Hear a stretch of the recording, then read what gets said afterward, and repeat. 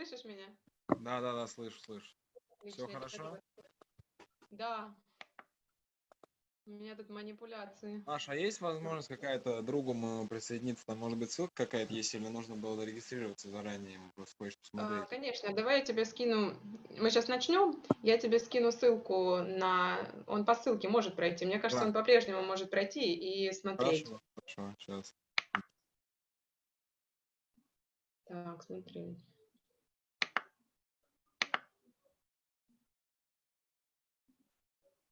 М, Все хорошо, все показывается? Да, тебя видно хорошо. Я сейчас даю тебе доступ. Смотри, получается открыть? Видео, да, имеется в виду? Да. У нас тут есть Да. немецкие слушатели. Сейчас. Вадим у нас тут слушает и говорит нам говорить по-английски. А, Комментатор. Но мы не будем говорить по-английски.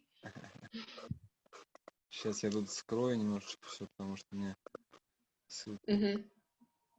Так, открыть.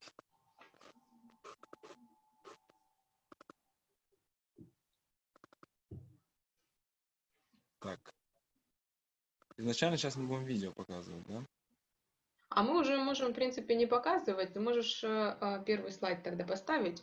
Ну, я скажу, что, мол, Видео у меня есть, в принципе, я его скачал. да, в принципе, я думала, видео мы поставим, если бы, знаешь, мы с тобой все попробовали, а потом включили, Хорошо. чтобы видео поиграло до 7. А сейчас мы уже можем смело начинать. Ты можешь Все. просто поставить первую заставку. У меня камера не очень, я просто скажу, ну, сори и так далее. Туда ссылочку И ты потом, начнешь. Маш, можешь отправить? Ладно, другу скину. Да, сейчас я все скажу, ты начнешь, я тебе отправлю ссылку, и ты переправишь ее, окей? Я просто Хорошо. поищу ее. Угу. Ну и все, окей тогда, да? Good day, dear all. Sorry for a bit delay. We are glad to see you and welcome at our webinar, Direct Composite Restorations.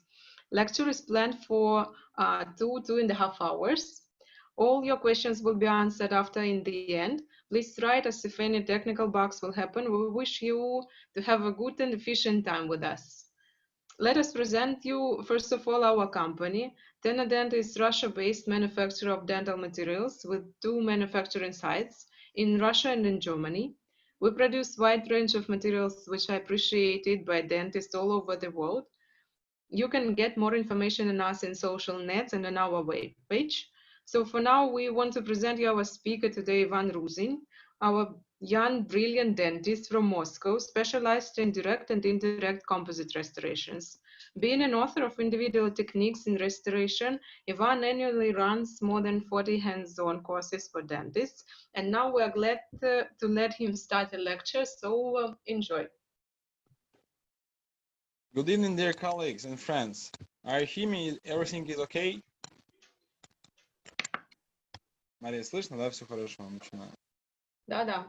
Okay. I'm glad to see you here. It's my first time to speak with you in English in webinar. For me, it's a very big honor to speak with my foreign language, with my foreign colleagues. First of all, I want to say thank you to company Technodent for this big possibility for me. Today we will speak about direct composite restorations. It is my mainstream in dentistry. I very love this stream. And today we will speak about direct composite restoration in posterior group. It is very interesting. It's very beautiful stream in dentistry. And 1 second, dear friends. I have trouble with internet.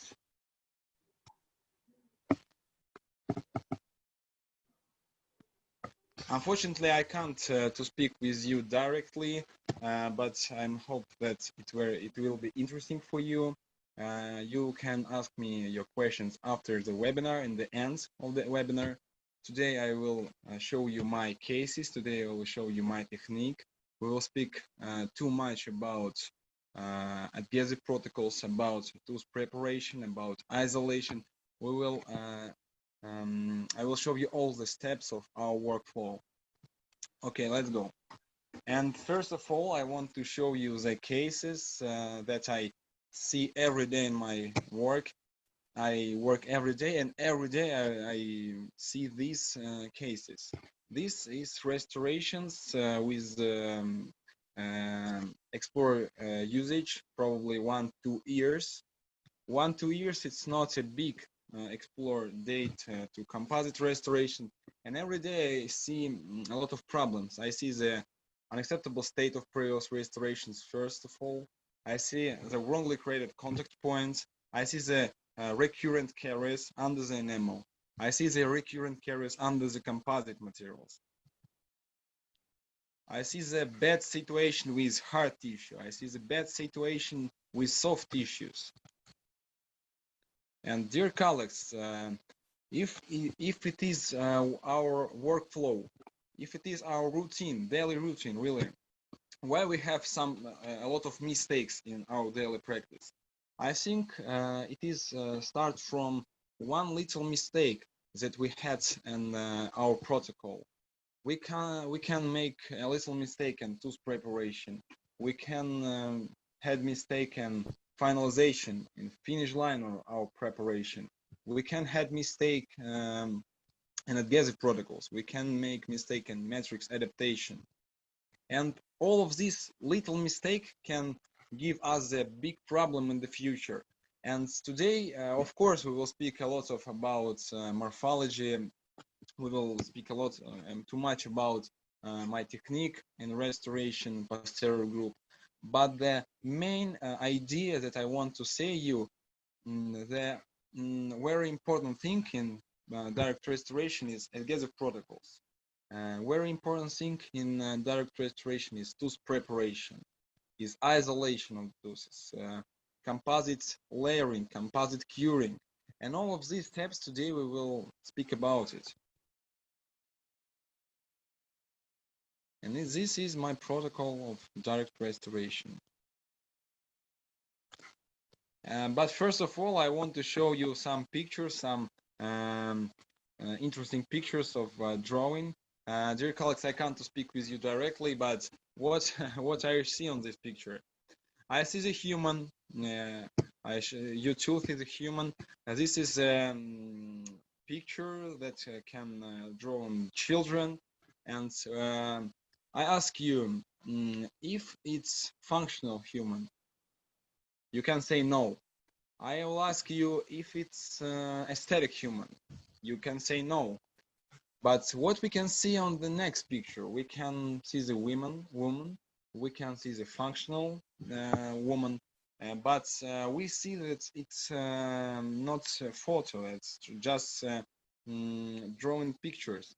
We can see the function, but we can't see the aesthetic. And on the next photo, on the next picture, we can see the aesthetic and functional woman.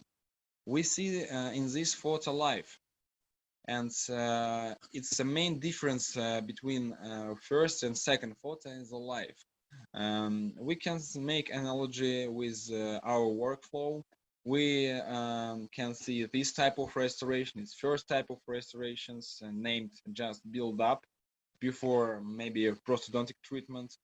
We can see only composite layering without morphology, without detailization. We can't see the function, we can't see the aesthetic. I should you agree with me. On the next photo, you can see the restoration tool. It's first molar on the lower jaw. We can see only function. We can see 5 cusps. Is the first molar. It's true for these tools, but we can't see the aesthetic. And in the next photo, you can see the second type, the next type of restoration. We can see the aesthetic and functional quintessence. We can see the life on this type of restoration. And today, I hope that you will with me to teach my technique to make this type of restoration, because it's very easy if you will know the special technique, if you will understand the morphology of a tooth. It's not so hard to understanding that you can hope. And first of all, I want to speak with you about tooth isolation. It is the first steps of our workflow. I will show you some of my tips and tricks in tooth isolation using rubber dam. For me, for this day, the tooth isolation only with rubber dam. I use only rubber dam for this purpose. And I will show you my sets for rubber dam isolation. First of all, we will speak about clamps. I have in my kit only 6 clamps. I have not the big sets of clamps. It's only 6 clamps. It's universal for me. I use these types of clamps every day. And my love clamp, it's W3 clamp. 1 second.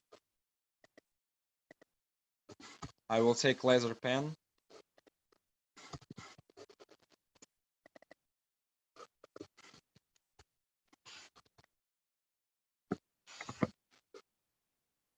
One second difference. I will take a laser pen for showing you.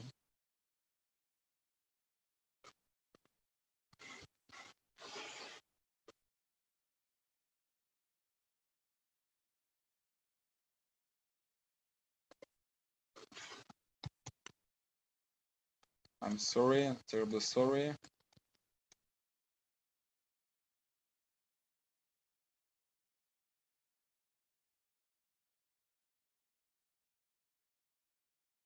Okay, laser pen. W3, it's my love clamp. It's universal clamp for me in my hands. It's a clamp company Dentage. I use this clamp in upper and lower jaw. It's universal for me. Just try it. It's very interesting clamp. And second and third clamp with 13 and 14A clamp. It's tiger clamp. For me, these types of clamp work only in lower jaw, not the upper jaw. On first and second molar in the lower jaw. And this type of clamp have two sides. First side is vestibular side with biggest one, and the second side is smallest one. The biggest one side is for vestibular side of the tooth. The next clamps, it's Care Soft Clamp. Care Soft Clamp, company Care. For today, it's my one of my love clamp. It's universal clamp, and this clamp is soft clamp. And this type of clamp we can put on the teeth without the anesthesia, without pain. It's very gentle clamp, and you can try it without pain. Yes. And the next type of clamp, it's W8 clamp. W8 clamp work for me in hard cases when we have very deep cavity, very small tooth. And this clamp is a helper for me. I use this clamp only in hard cases. But this type of clamp you can use only with anesthesia, because if you will use this type of clamp without anesthesia, the patient will feel a very strong pain. The next type of clamp is B4, it's Brinker 4 clamp. B4 clamp I use only for rubber dam retraction tools and rubber dam inversion. The next topic is puncher for rubber dam. It's a Dentage puncher. I use this type of puncher only every day. And my love rings. For molars, it's the second ring. And for premolars, it's the fourth ring. These type of rings I use probably only on incisors, or not only for molars. What about rubber dam? I use two types of rubber dam, and my love rubber dam is Duradam Medium. It's Malaysian latex, very good rubber dam. In Russia, it's very cheap and free.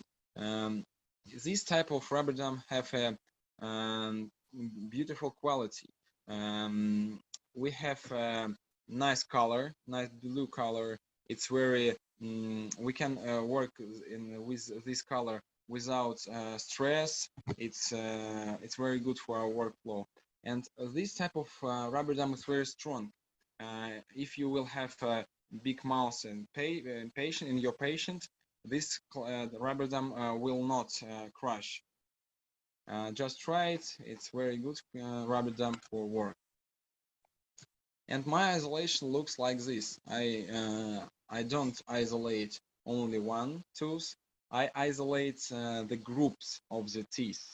I start my isolation from the distal tooth, probably from the second molar, and to the incisor from second incisor.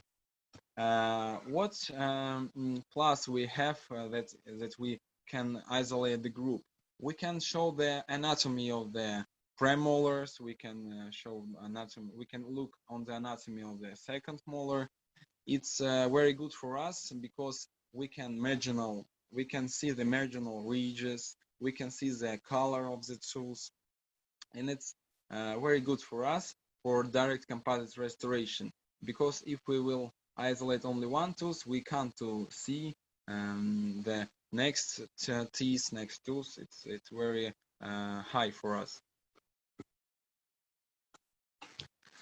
The next topic that we will talk about is tooth preparation.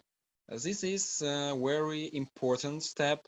This is very dangerous step. We have a lot of mistakes in this step of our workflow. And now we will talk about the preparation of dentin. We will talk about the enamel preparation, enamel finalization, final finish line of our prep. And the main question that I ask myself, it's what about dentin? What type of dentin I can save? What type of dentin I should to remove? And when I look at this picture, I ask myself, is it good dentin for my adhesive protocols? Is it good dentin for the long-term period of in life of my restoration? I say no. This type of dentin calling cars infected dentin, and this type of dentin we should to remove. But dear colleagues, when you look at this picture, what do you see?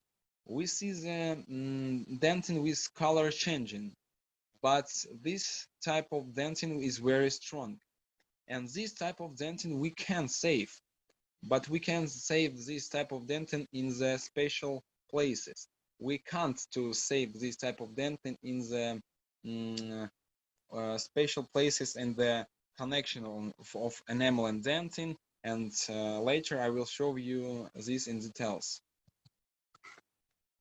And what we see when we start the preparation, we see the batch restoration, we see the old restoration, we see the recurrent caries. We try to take diamond boron and start our preparation. And first type of dentin that we see, it's teeth, it's caries infected dentin. This type of dentin is very dangerous for us. This type of dentin is, we look with color changing, he is very loose, and this type of dentin we can't to save because it's very dangerous for us.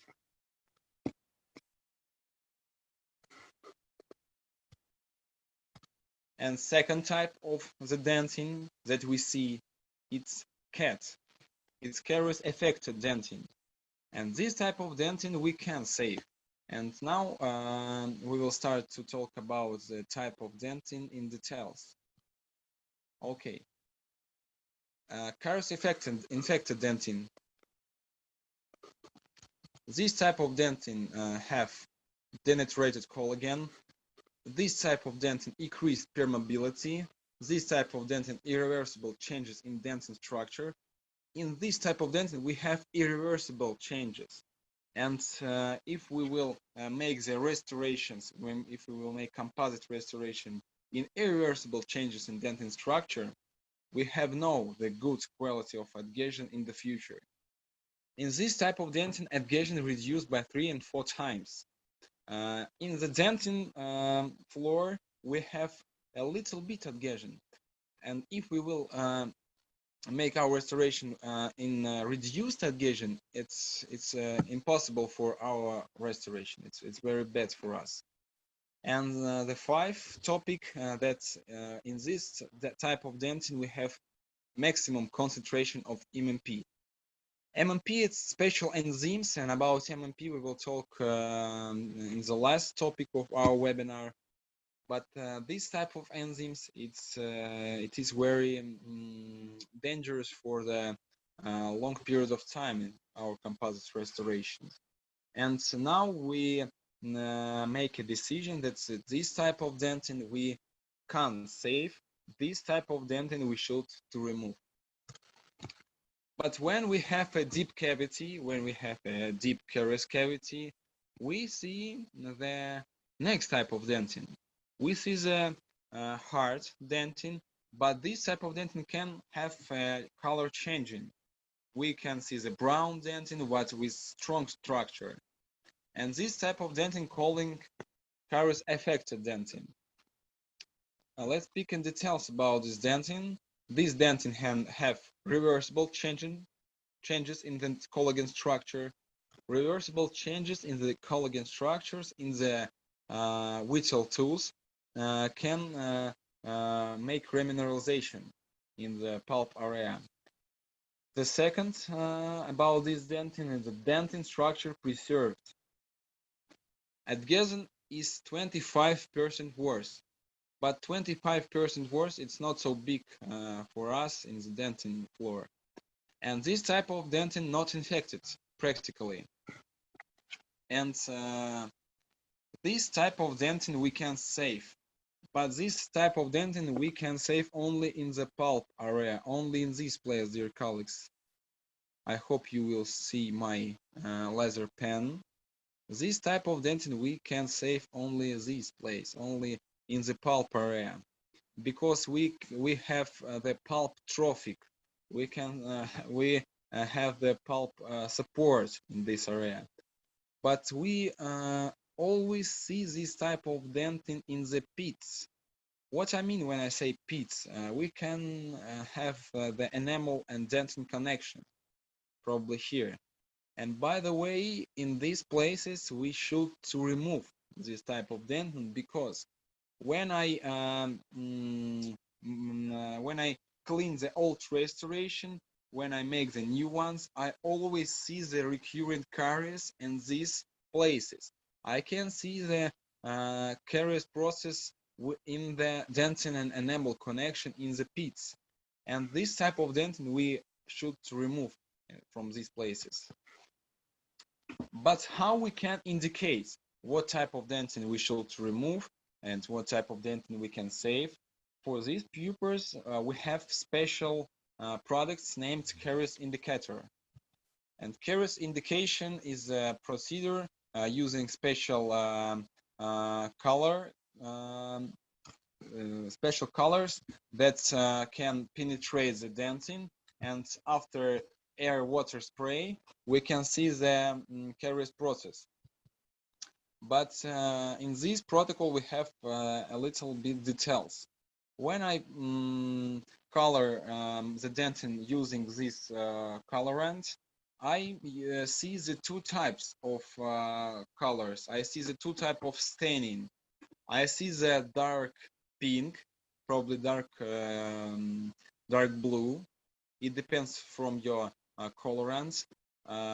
When I see the dark coloring, when I see the dark staining, looks like this, look like caries infected dentin, I know that this is the caries infected dentin. But if I see the caries affected dentin, I see the light staining. It's not so dark like caries infected dentin. And these procedures help me to understand which type of dentin I will see, which type of dentin I should remove. And I remove the caries infected dentin and save the caries affected dentin in the pulp area, because on the vital tools this type of dentin can remineralize in the future. But if we have the pits, about the pits I talked before, we have this type of dangerous places. We have the enamel dentine connection, and enamel dentine connection, it's very dangerous place, and from these places we should remove the caries affected dentine, and that's the colorants, special colorants help us to see this type of dentine in these places. Because if we will not to remove this type of dentin from this place, we can lose our hermetical barrier for our composite restoration. I hope you understand me in these protocols. We can save caries affected dentin from pulp area, but we should remove these places from enamel dentin connection, from the pits. And after the final preparation, we see the clean tooth preparation, and the main idea that you should to make is final finish line of our preparation. Finish line and contact point, finish line on the enamel surfaces, because the adhesion very love the smooth surface, very love the clean surface.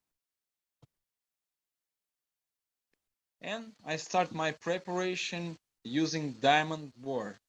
Diamond spherical bore on the long leg. I hope you know this type of bore. It's original diamond bore with a long leg with spherical form. And dear colleagues, look at these places. It's an enamel dentin connection, it's the pits. And from these places, I always remove the caries infected and the caries affected dentin. After that protocols, I take red bore and make my restoration very clean. I remove the enamel places with without dentin support. If we will save the enamel without dentin support, we can make the cracks in these places. After that, I try to I try to take not diamond bore. I take the carbide bore. Carbide bore for me it's a very good helper in the deep cavities.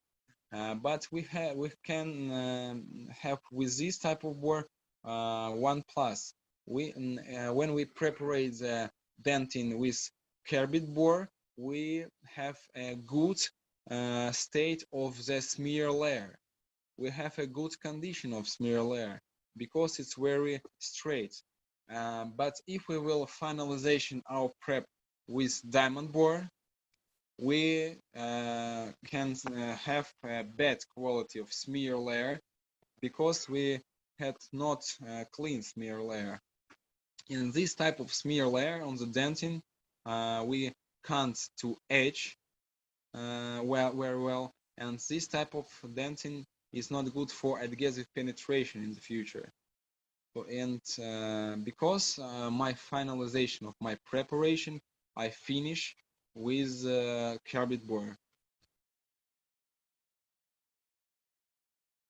And final preparation of the enamel, I finished with rondoflex. Rondoflex with L-oxide aluminum I use for finalization of the dentin preparation, and this rondoflex I use for remove the aprismatic enamel from enamel. About aprismatic enamel we will talk after in adhesive protocols, but we always need to remove the aprismatic enamel from the enamel.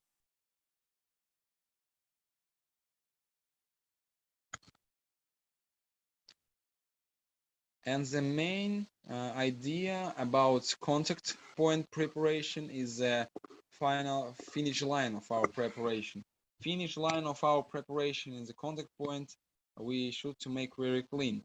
But in the deep cavities we have a lot of problems with this zone. We can crush our rubber dam with our boron. We can't make the very clean prep. I have one tip and tricks, and this step Before the preparation, I put the special one from metric system between the teeth, and I put my boron, one side my boron put on the hard tissues, and other side of my boron I put on the this one from metric system. And I can make a very clean finish line in the contact point wall.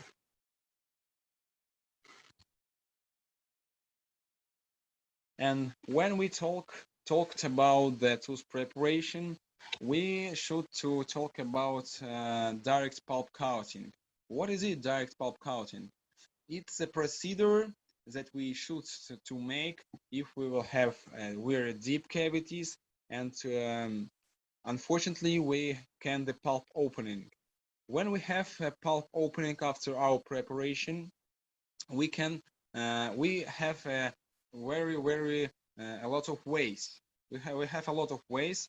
We can make endodontic treatment, we can make a surgery treatment, and we can make direct pulp coating.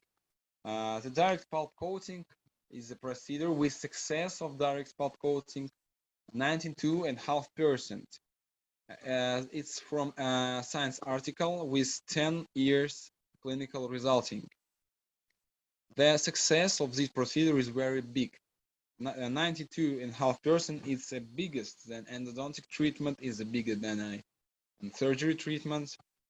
And when we can make this procedure, how we can make this procedure, let's speak about it.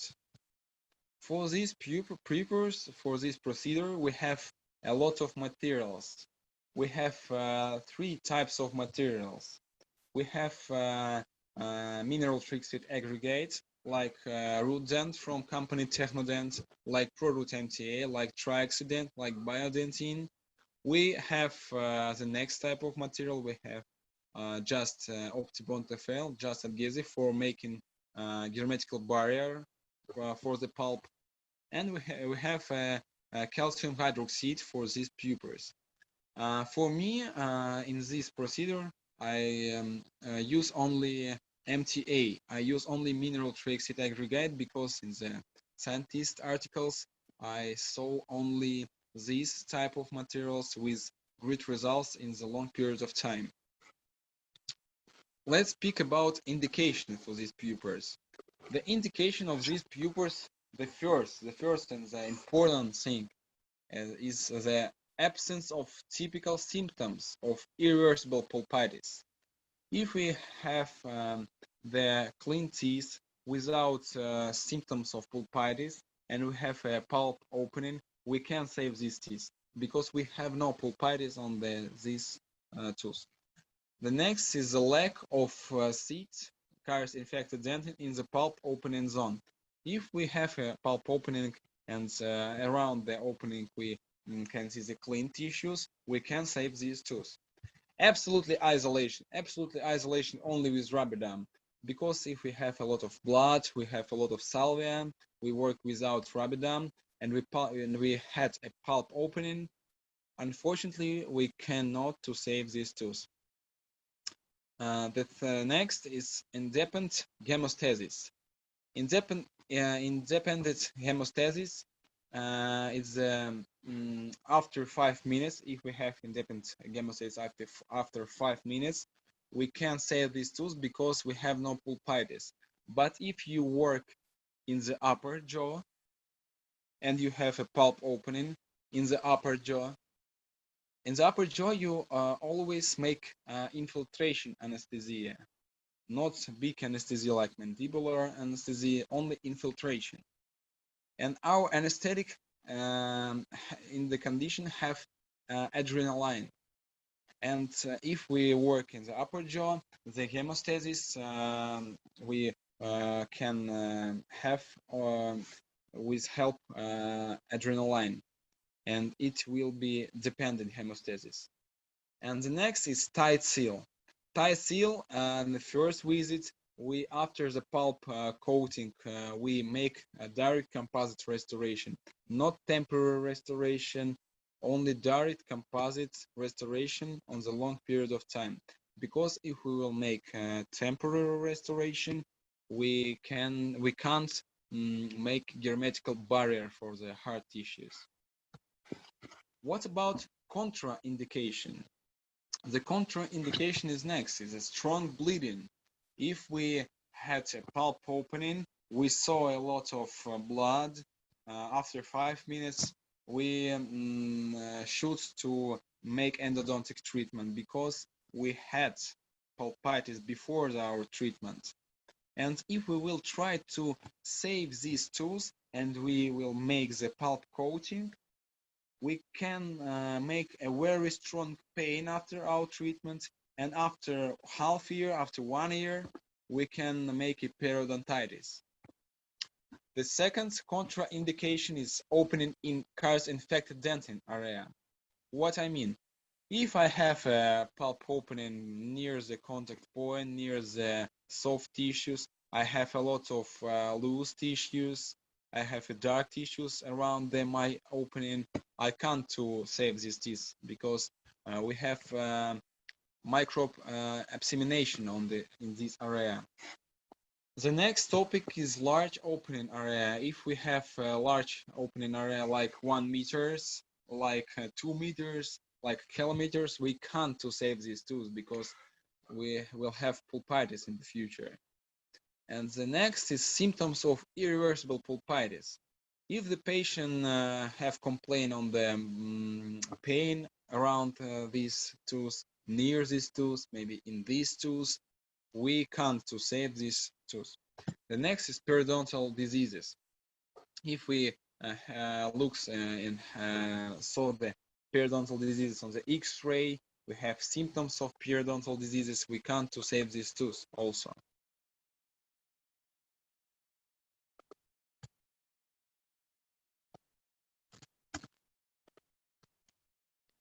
What about protocol of my direct pulp coating?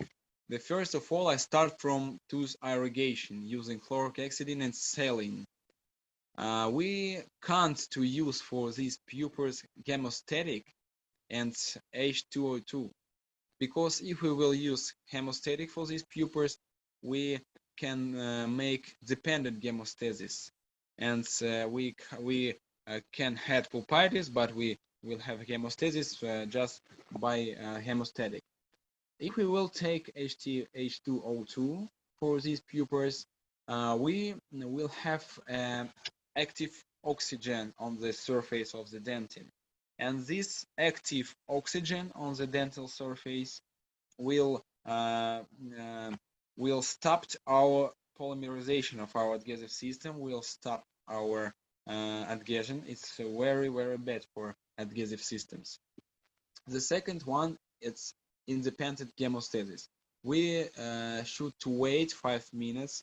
We should to see the independent hemostasis, and after hemostasis, we closure the opening area using MTA, using mineral trioxide aggregate.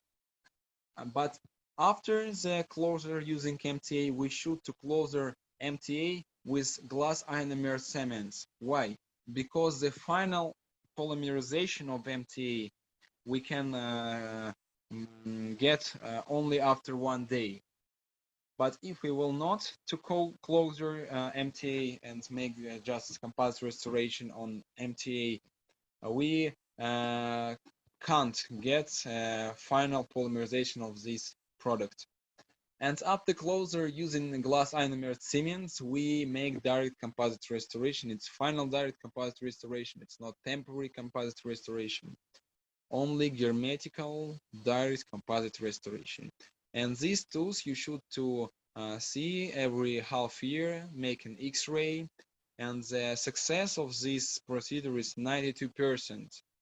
In my dental practice, the statistic of this procedure is probably 19%. 90% is very big for the direct pulp coating. We should to save that teeth that we can save. Okay, the next topic of our webinar is adhesion. Adhesion is the most important thing, in my opinion, in direct tooth restoration, because If we will have the bad quality of adhesion, we can make great anatomy. We can make best matrix adaptation.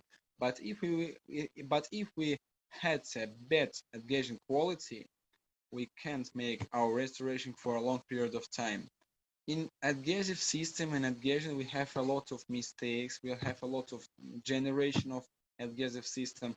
And first of all, I want to talk you about the tissues that we will put our adhesive system. We have two types of tissues. We have enamel and we have a dentin. And the adhesion to this type of restoration is different. We have one type of adhesion in the enamel, and we have a different type of adhesion in the dentin.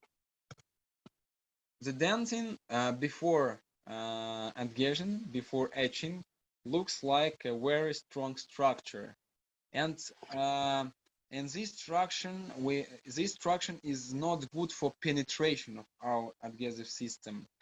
But because we should to etch this hard structure with orthophosphoric gel for good penetration of our adhesive system. But after tooth etching, after dentin etch, we can see very gentle structure of the dentin. The dentin after etching looks like my hair in the water. It's very gentle structure. And if we will get air spray on the dentin after etching, we can make collapse of the collagen. And the collapse collagen, it will not good for penetration of adhesive system, because adhesive system penetrate in collagen in the dentin after etching, and after our polymerization, this type of adhesive system stay there, and we can put our composite materials. The next type of tissues is enamel. Enamel we etch also with 37 orthophosphoric gel, and enamel structure looks like fork. We have the mineralized enamel tubule, and we have interfibrillar spaces. Interfibrillar spaces I draw using green color, but enamel tubule I draw using gray color. And after etch, we have the like a fork, the structure of enamel named microtex. And in this microtex, our adhesive system will penetrate, and after our polymerization, we can make the best quality of adhesion. But we talked about one type of enamel. This type of enamel called aprismatic enamel. And we have some difference between prismatic enamel and aprismatic enamel. The aprismatic enamel, we can look at the top of enamel, and this type of enamel, the size of this enamel probably 100 microns. And if we will not remove this enamel from our surface, we can't to etch the enamel, and because we can't to penetrate our adhesive system. But how can we remove the aprismatic enamel? For these pupils, we have the special products named Rondaflex. But if you have no Rondaflex for removal of aprismatic enamel, you can try get the enhanced or abrasive discs and finish your enamel using these green hits. Because, dear colleagues, very often we see the restoration after 2-3 years of exploitation, and we see the micro leakage in the enamel. But why we see the micro leakage? Because the adhesive to enamel is very strong. Because we sometimes don't remove the prismatic enamel from the enamel surface, and this enamel we can't etch. And because you should remove this enamel always using grinding heats, using abrasive disc or rondoflex. But how we can make the adhesion stronger on the enamel? We can two ways in the enamel etching. We have static etching and we have dynamic etching. What's the difference between these types of etching? The static etching, when we just put our edge on the enamel and don't agitate the edge, we can get on the surface special crystals named brushite. And these crystals will stop us in the adhesive penetration. It's this type of brushite. It's very bad for adhesive penetration, and because we should to etch our enamel using dynamic etching.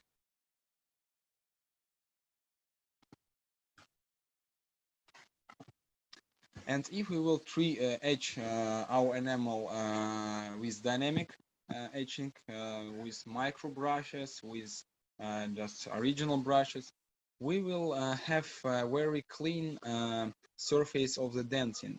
And through this surface, our adhesive system will may penetrate. What about a prismatic enamel? A prismatic enamel, again, we should to remove using rondoflex. But if you have no rondoflex, you can take the abrasive disc or enhanced grinding heats and other grinding heats and finish the enamel on the enamel surface.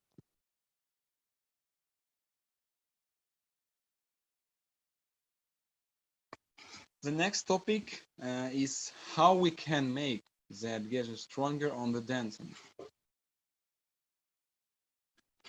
David Peshley said that penetration of the resin in dry dentin 10 times less than wet.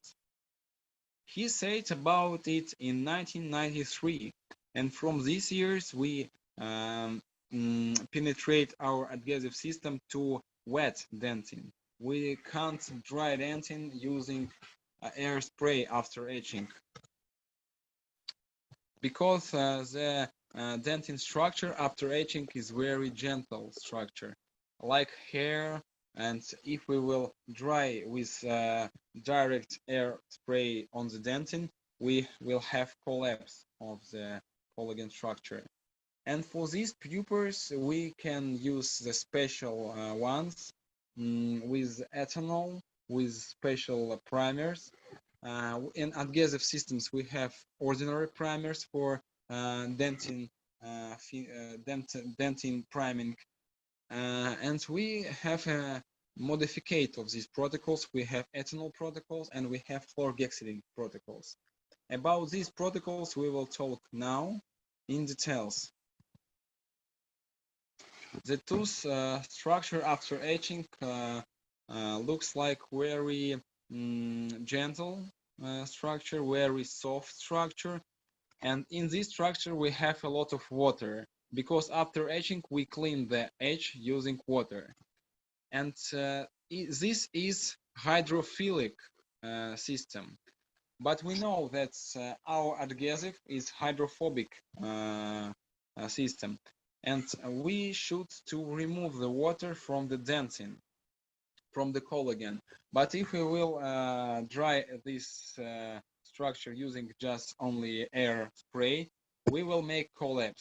But how we can remove the water from the dentin? We should to penetrate the dentin using primer, and we should to penetrate the dentin using ethanol. the ethanol can remove the water and stay in the dentin, and the ethanol will support the dentin collagen before adhesive penetration. And the good state of the dentin before adhesive penetration looks like on this photo. We can see the collagen without water, without collapse of collagen water, after ethanol and primer application. What about ethanol protocol? We can use the ethanol directly, and we can use ethanol without adhesive system, because in the adhesive system we have ethanol in the primer, in the special primer. But I use the ethanol directly before priming. Why I use the ethanol before priming?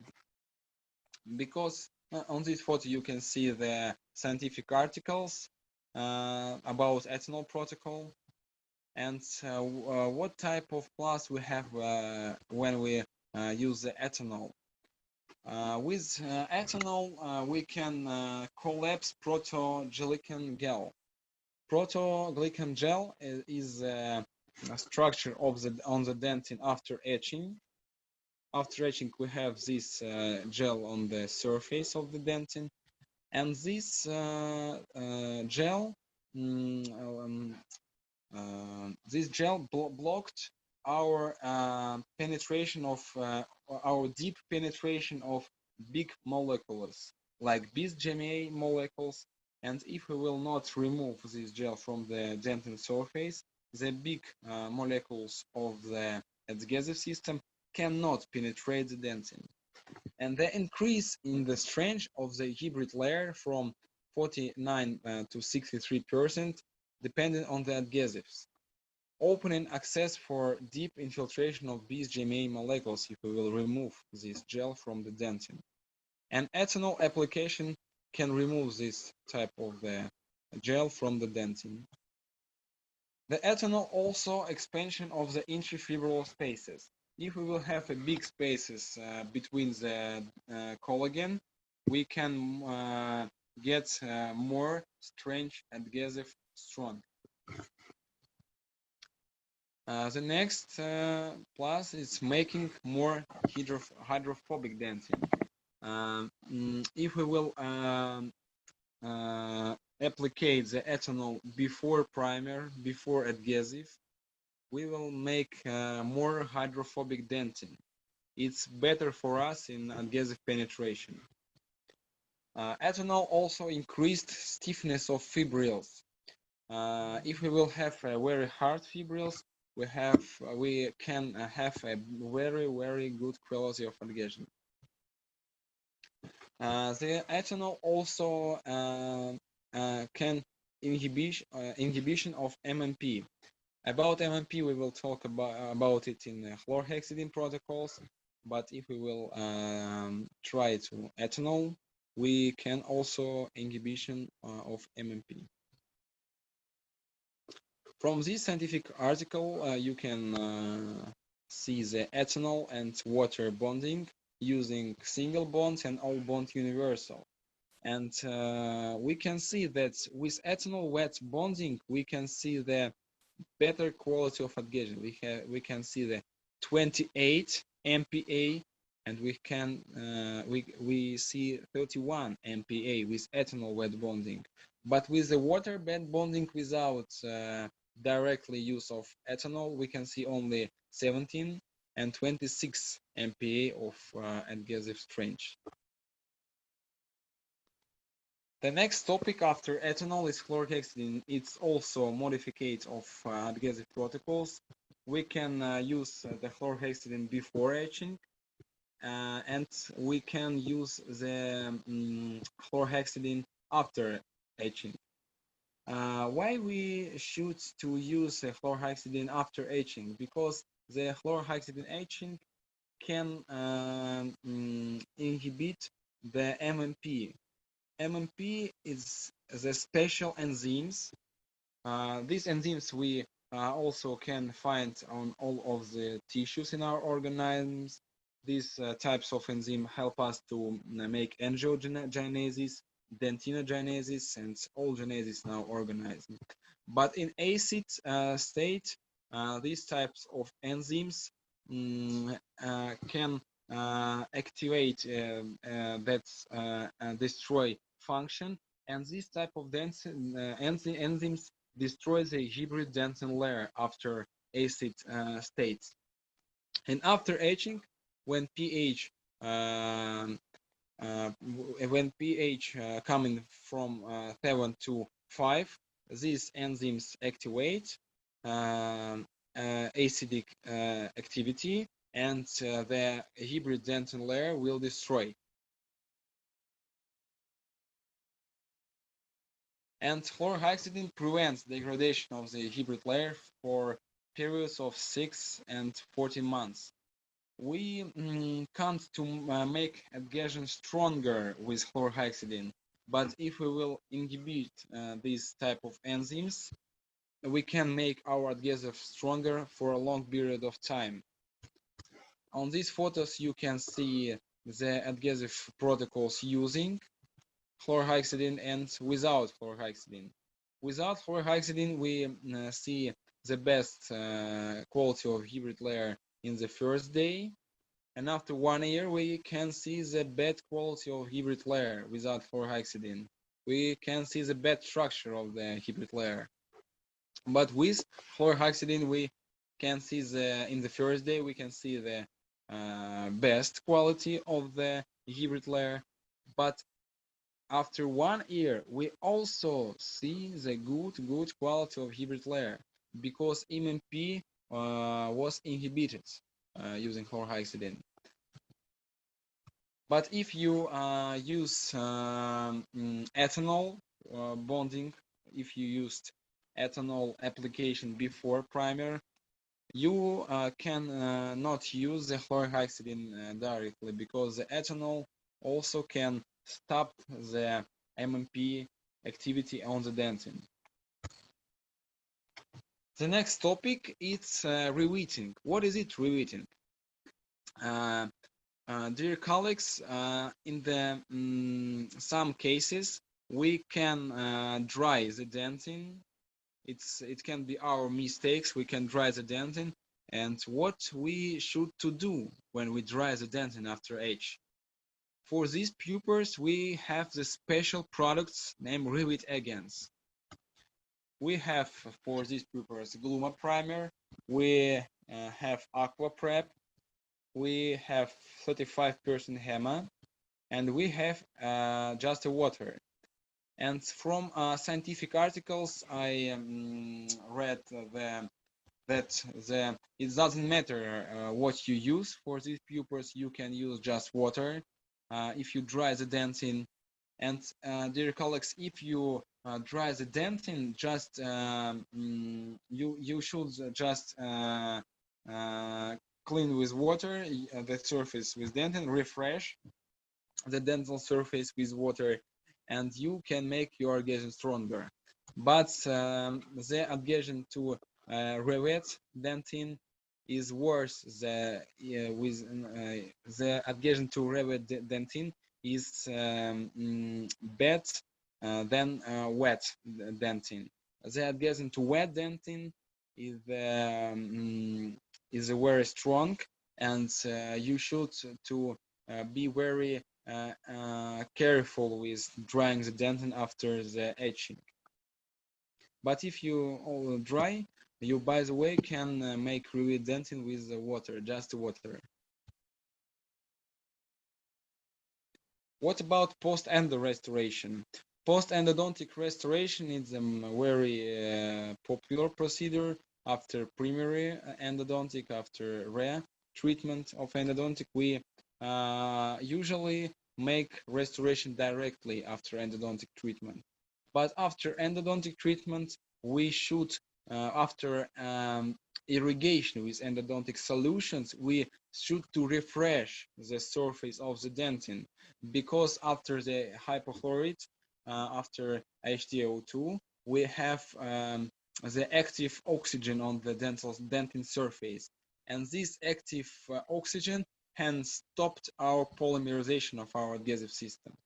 And after the endodontic irrigation, you can try the Rondaflex, you can try the Carbide board, and just refresh the surface of the dentin before the adhesive penetration.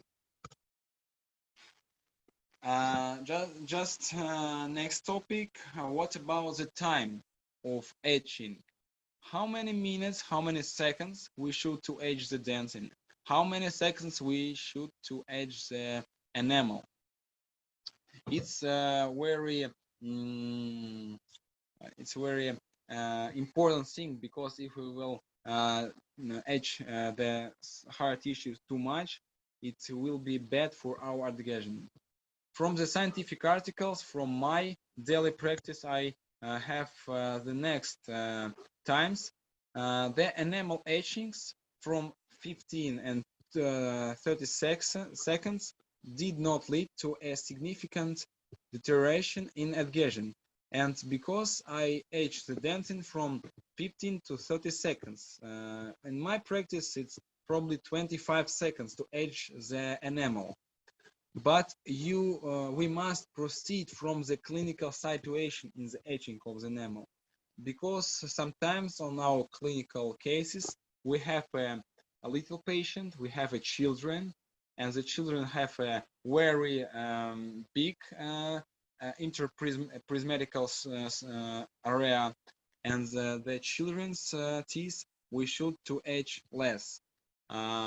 Sometimes we have the patient with fluorosis, and patient with fluorosis we should to make probably 40 seconds and more, because these types of patients have a lot of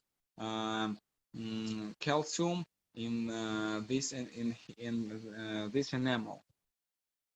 What about the dentin?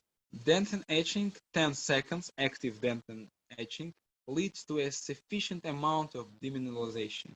And if we will etch the dentin more, probably 25 seconds, it significantly impairs adhesion.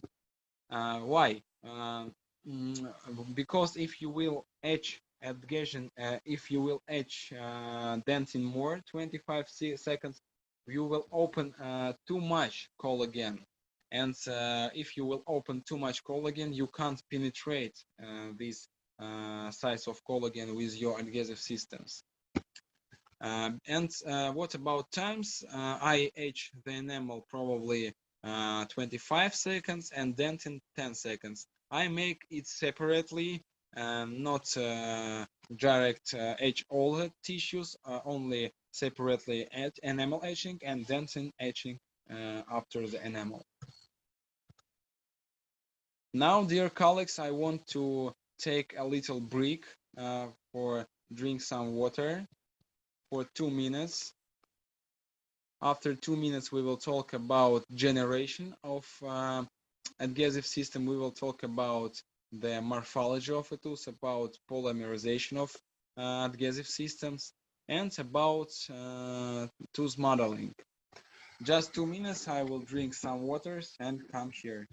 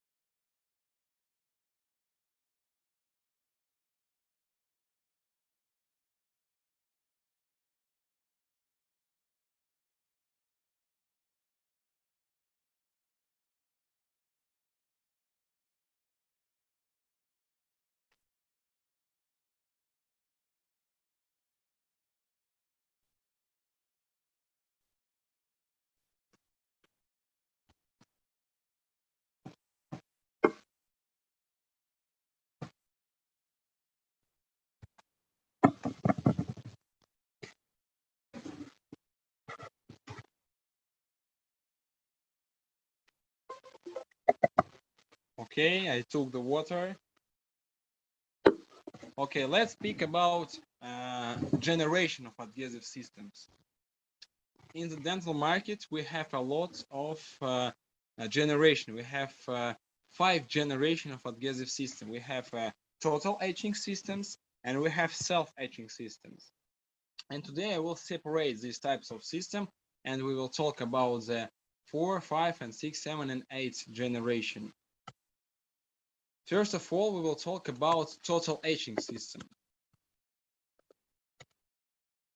The total etching system, in the total etching system, we etch enamel and we also etch the dentin.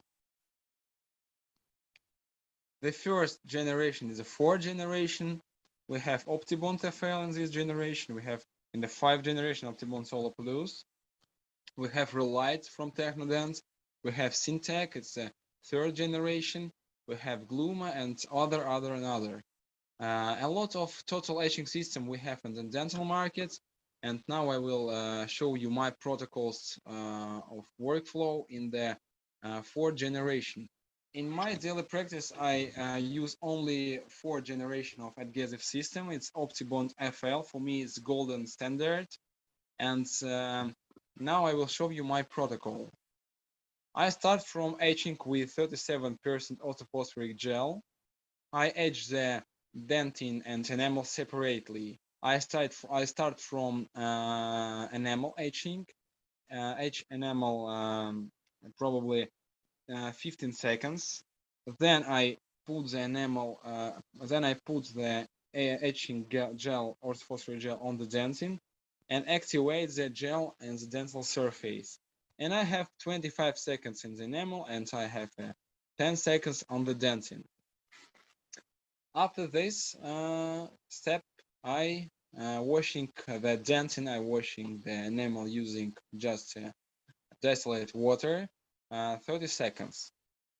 It's very important to wash the dentin and enamel 30 seconds and more, because if we will wash less, we can get post-operative sensitivity in the dentin. And after the etching, after the washing, tooth structure looks like on this photo. We can see the open collagen on the dentin and we have micro text in the enamel. And after etch, we shouldn't dry the dentin after etching, because if we will dry the etch, we can to make the collapse on the dentin surface.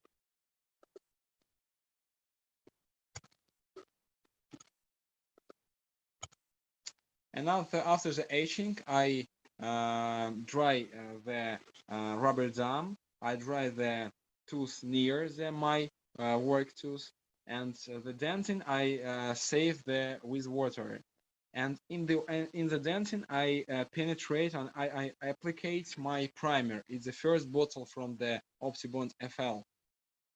I applicate the primer, and you can ask me how many application should we do in the dentin in the primer.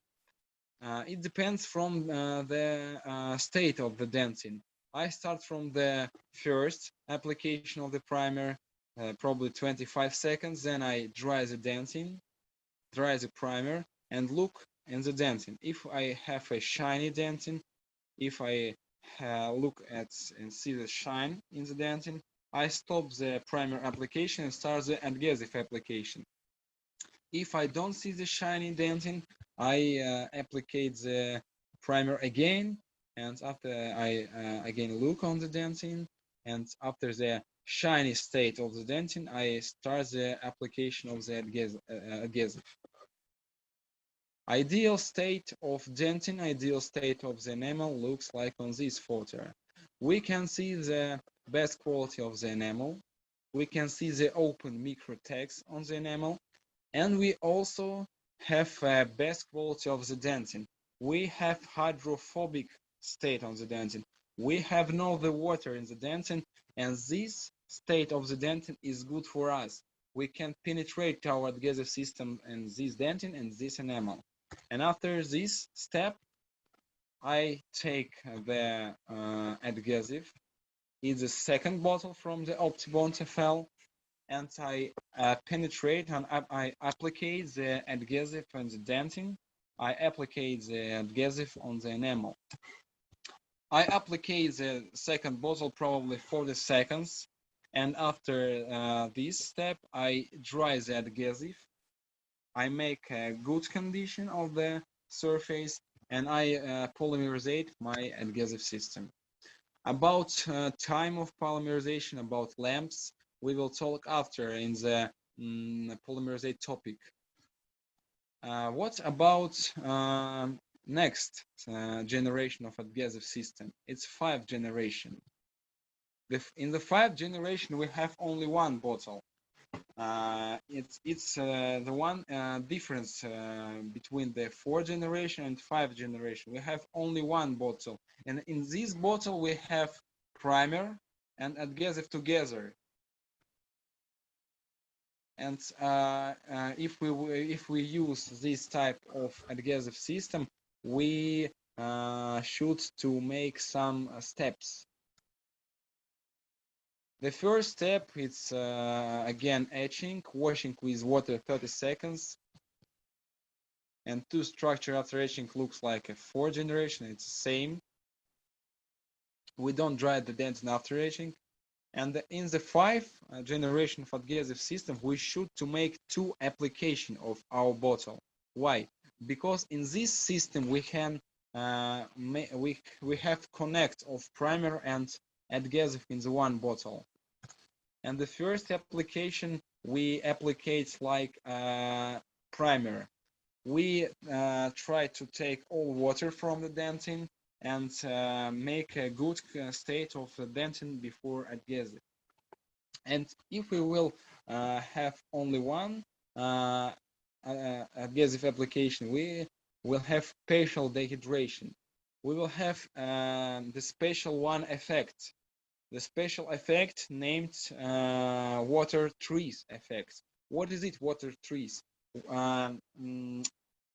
If we have the primer and adhesive in the one bottle, we have hydrophobic and hydrophilic molecule in the bottle.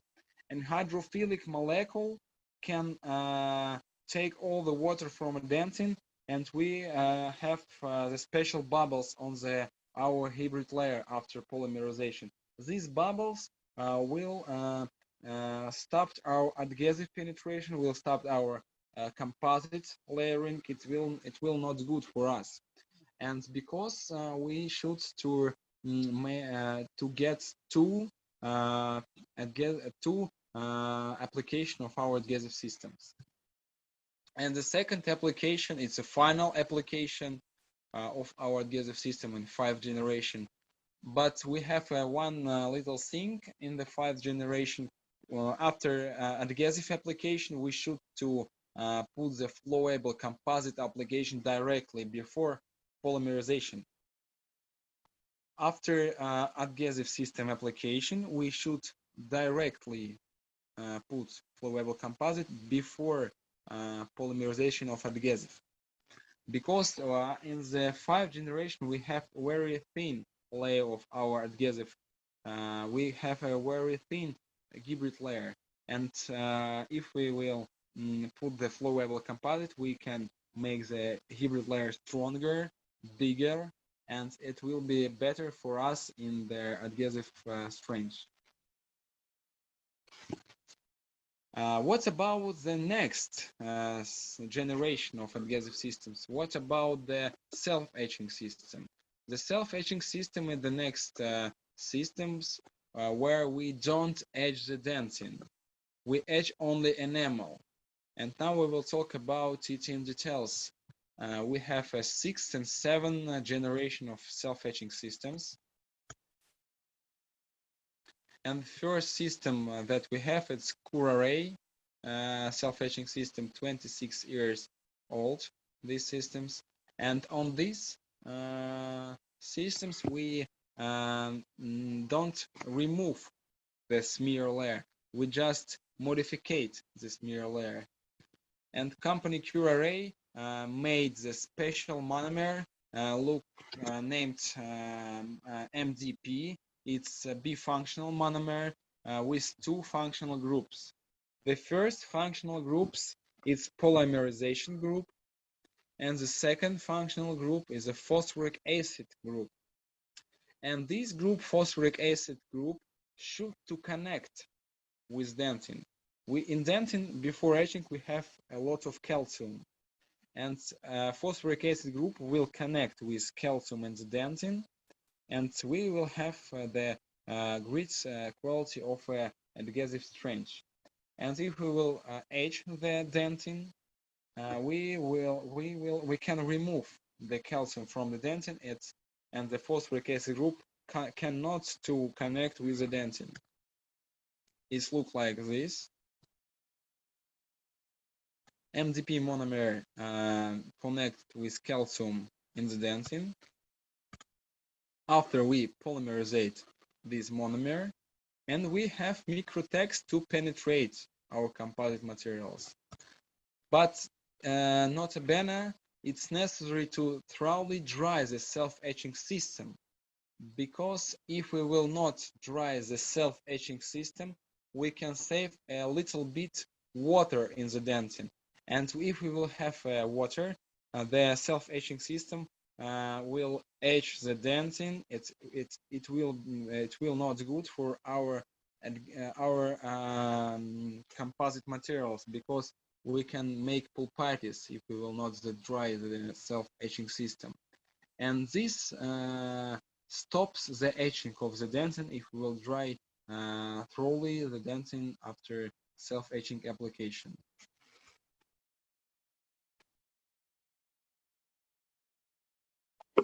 What about pain? What about post-restorative pain? What about post-operative sensitivity? It's a multifactorial thing, and the reason of this pain, the first is separation of the composite from the dentin surface. The separation of the composite from the dentin surface can make little leakage, and this separation, this leakage will will give us the pain after occlusal motion, and the patient will complain of the pain after occlusal motion in this tooth. We also can get the post-operative sensitivity after over drying of a dentin. If we will dry the dentin, we can make collapse of collagen, and if we will have collagen collapse, the adhesion will not bed. And if we will can bed adhesion, we also can make separation of the composite from the dentin surface.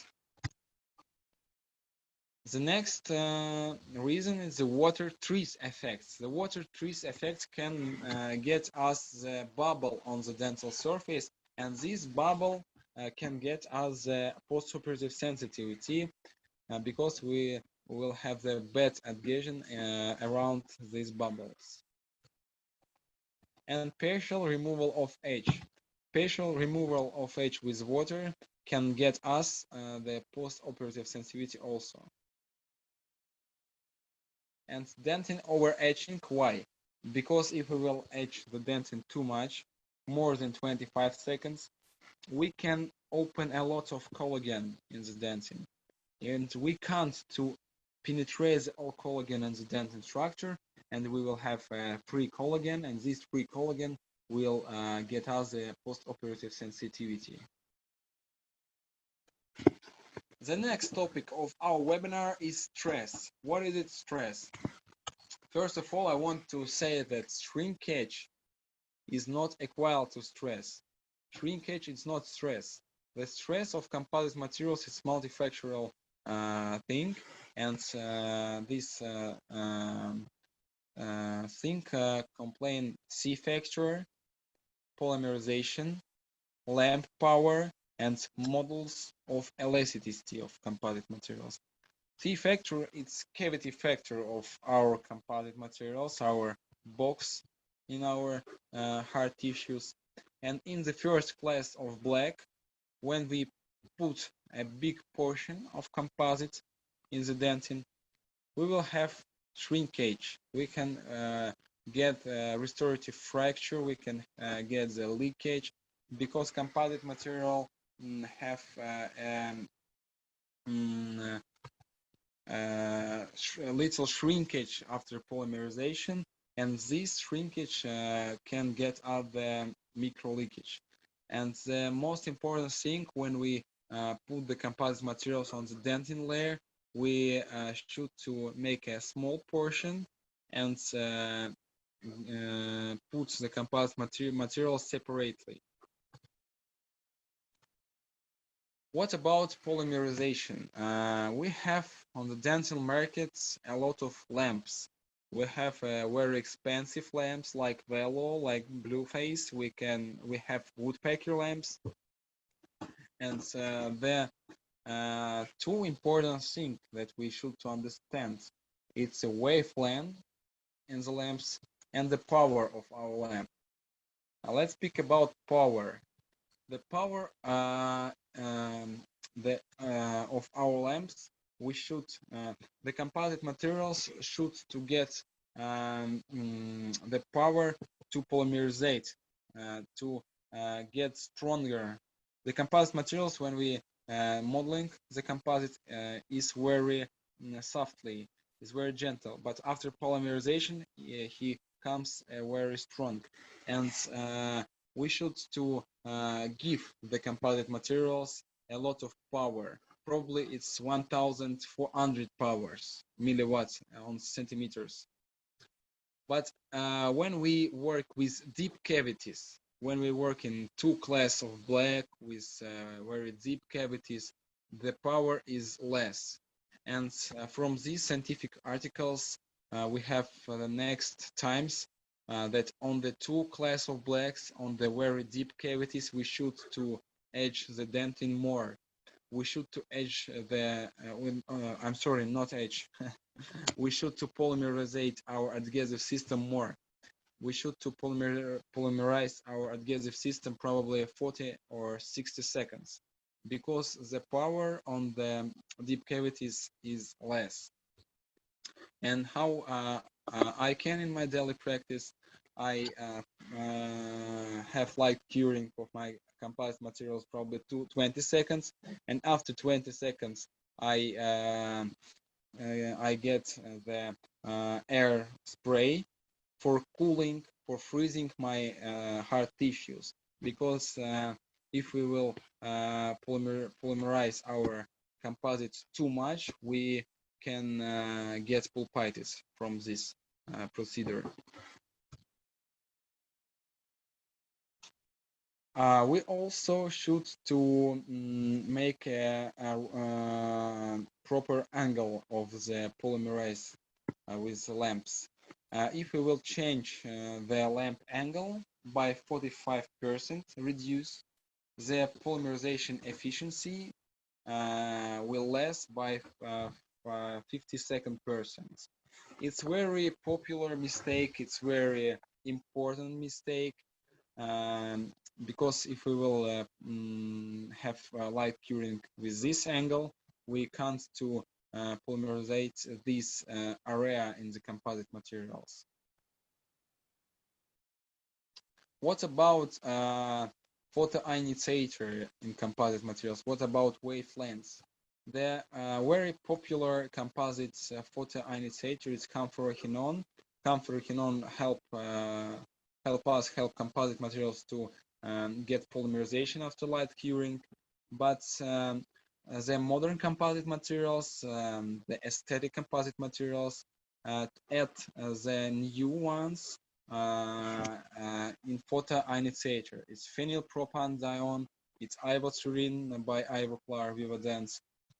But it's very important because the camphoraquinone, its oldest photoinitiator, work on special one wavelengths.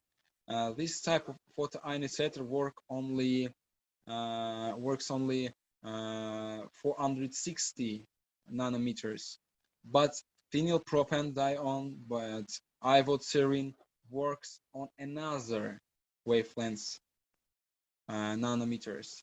Ivotrin works on 360 and phenylpropandiol works on 420.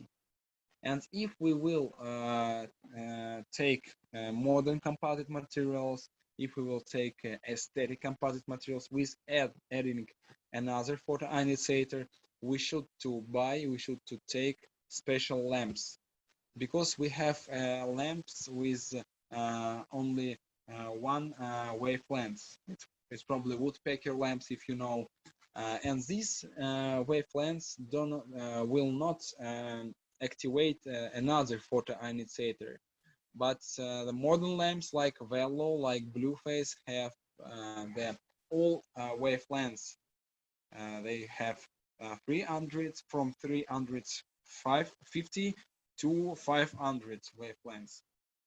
It's possible to polymerizate all composite materials.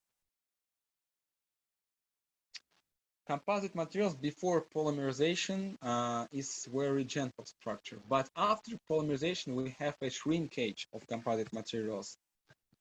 And this shrinkage we should and we can make less. How we can make less the shrinkage on the dentin? We thought about it. We should to make a small portion of composite materials, but we also should to polymerize our composite materials proper.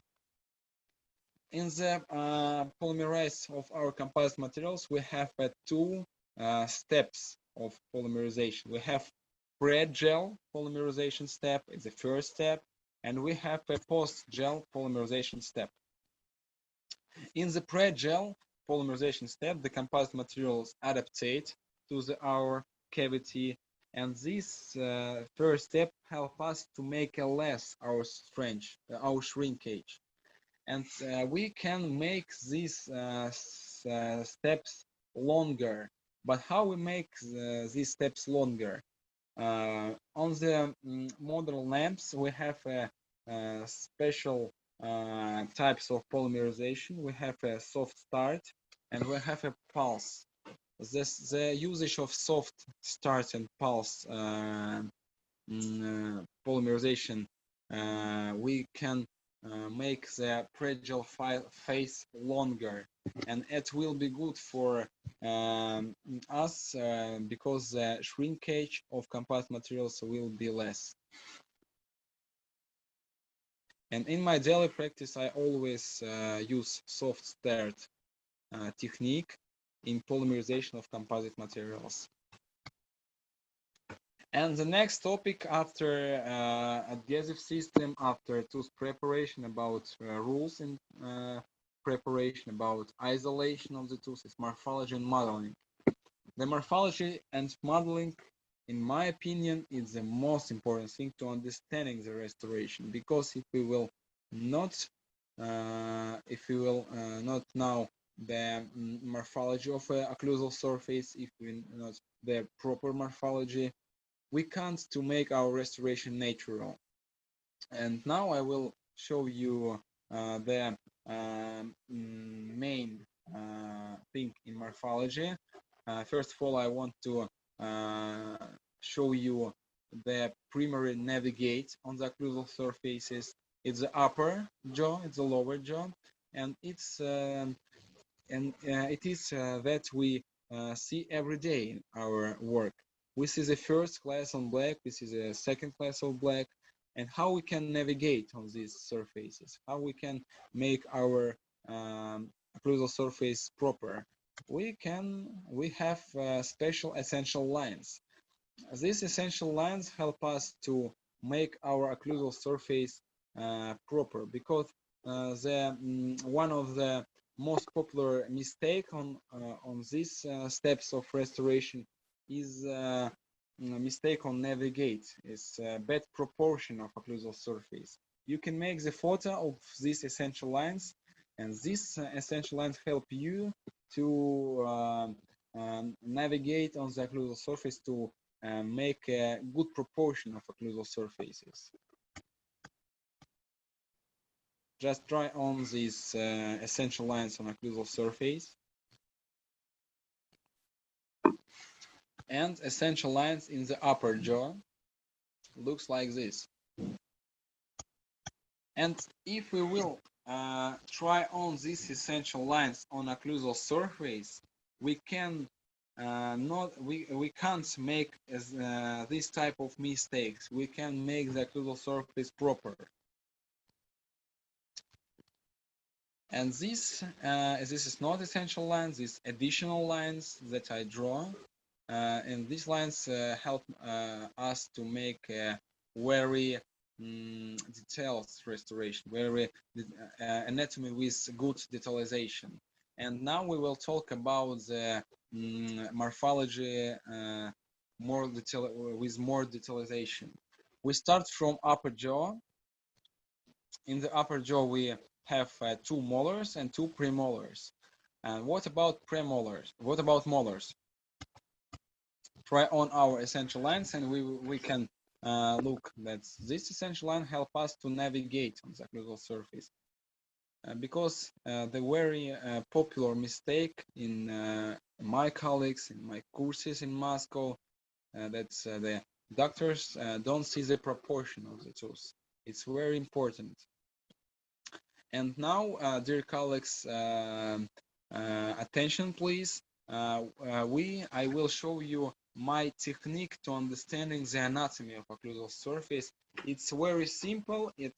And this technique to understanding the anatomy help you to understand with easy way the anatomy of occlusal surface.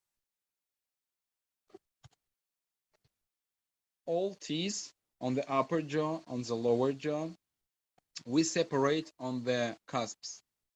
First of all, we separate the tooth on the cusps. On the first molar and the second molars on the upper jaw, we have 4 cusps.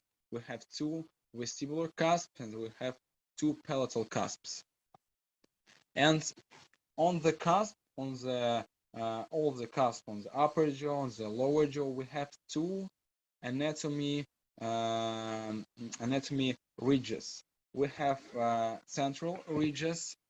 It's the biggest ones, the big ridges on the cusp. I draw with red color these ridges, and these ridges we can see on the central part of the cusps.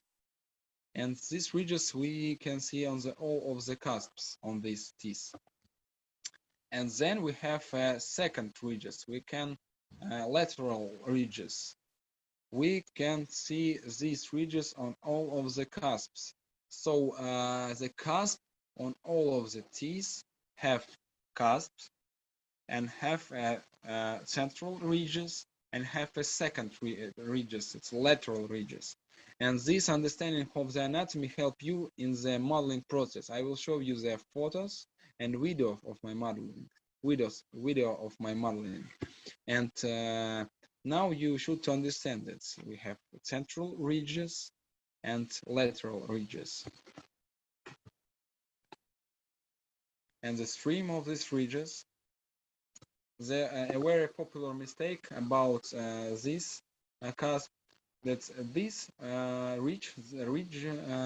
this central ridge, do not go to the central fossa.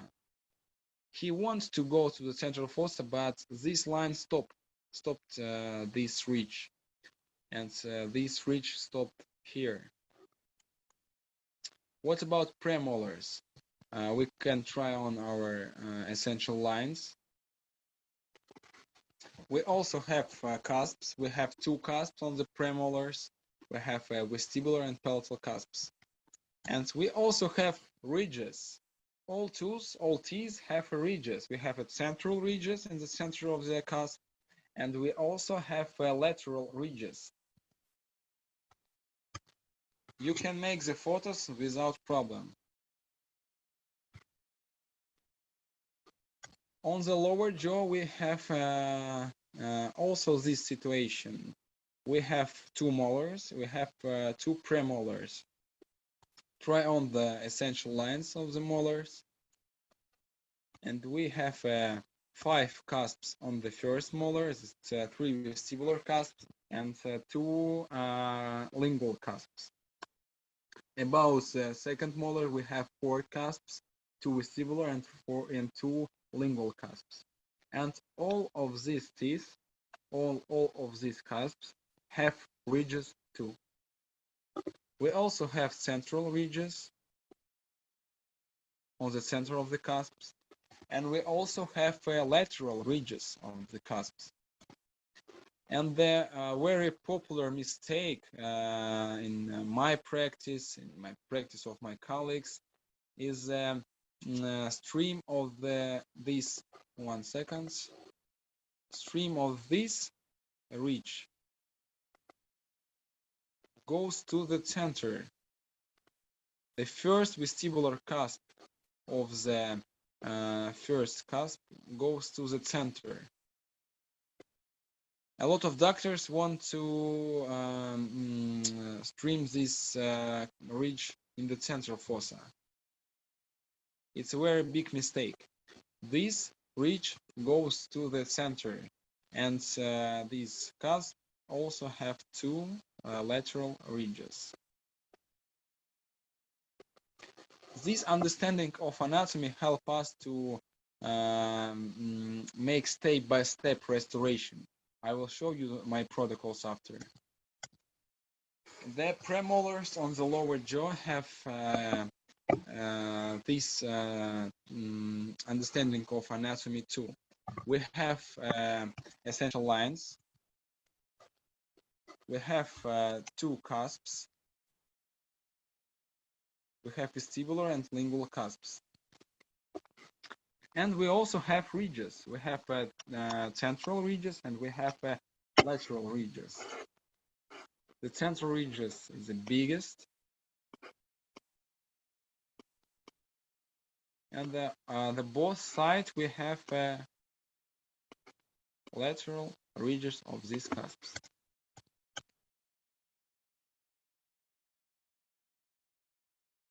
You can make the photo, no problem.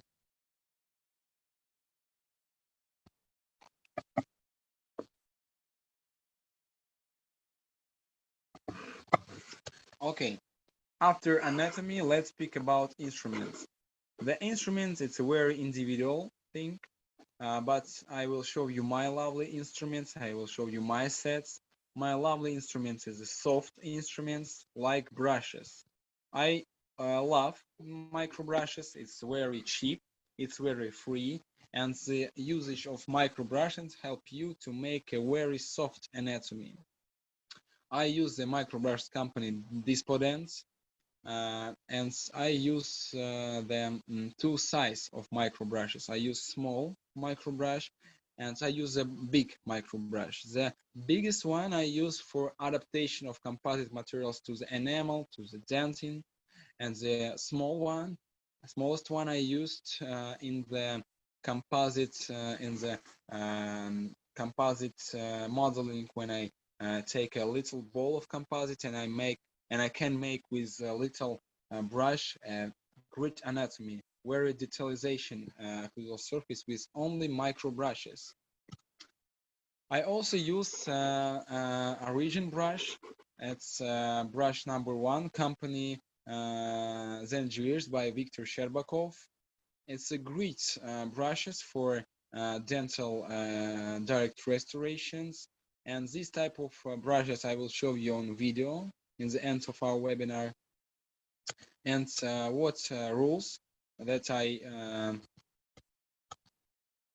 1 second.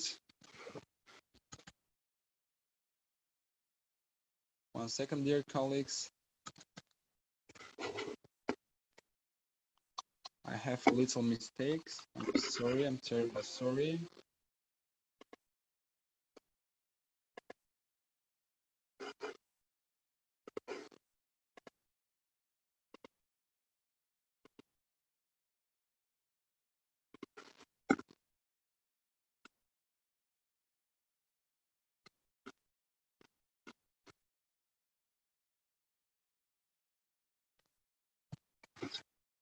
Okay, I'm sorry, let's go. I have some troubles with internet. I'm now in my country. Okay, what about the modeling resins? We should to take a modeling resins when we work with soft instruments. When I take a micro brush or original brushes, I always use these type of instruments with modeling resins. I very love the resin from company Technodance, named Relight. It's very it's very good modeling resin for me. And I also use modeling resin company Cabo Carry.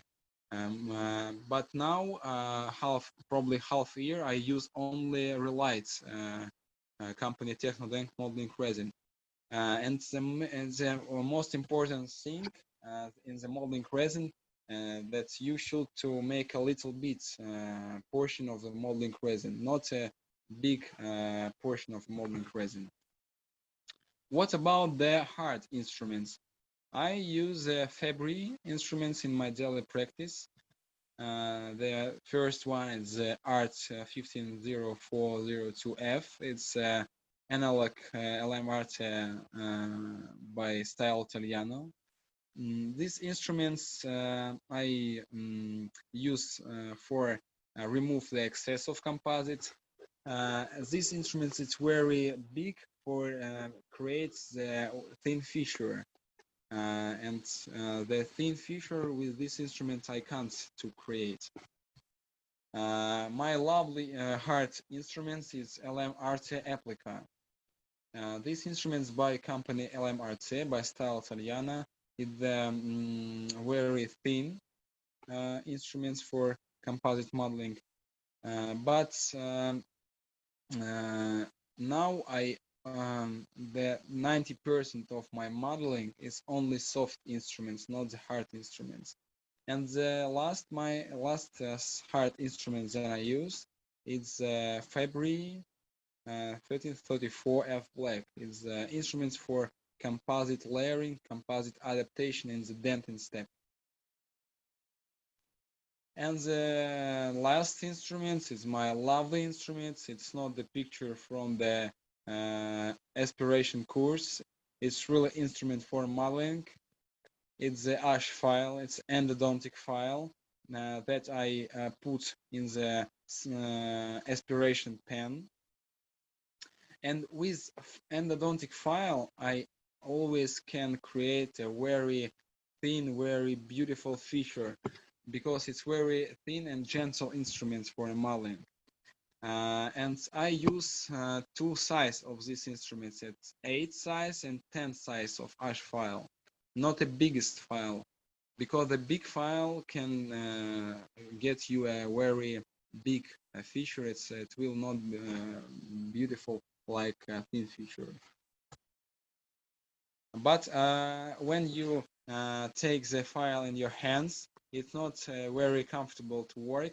And I put the file in the aspiration pen and work with comfortable in modeling process. What about composite material that I use? Probably half year I try to take the composite from company Technodent named Relight. I worked with these composites probably half year, and for me I made my lovely sets in posterior group with these composites. And with these composites we have 1 second, dear colleagues.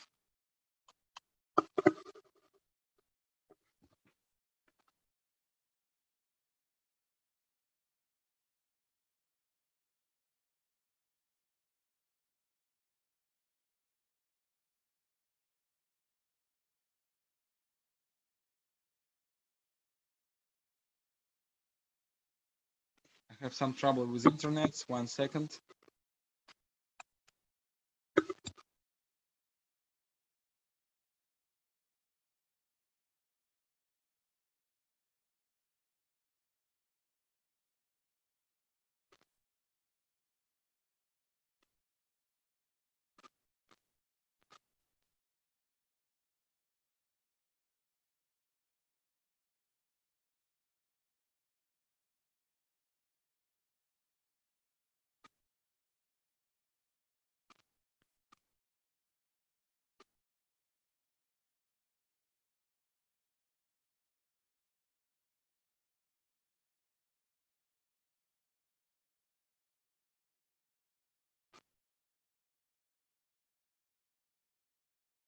Dear friends, a little break for 2 minutes. I have some trouble with internet.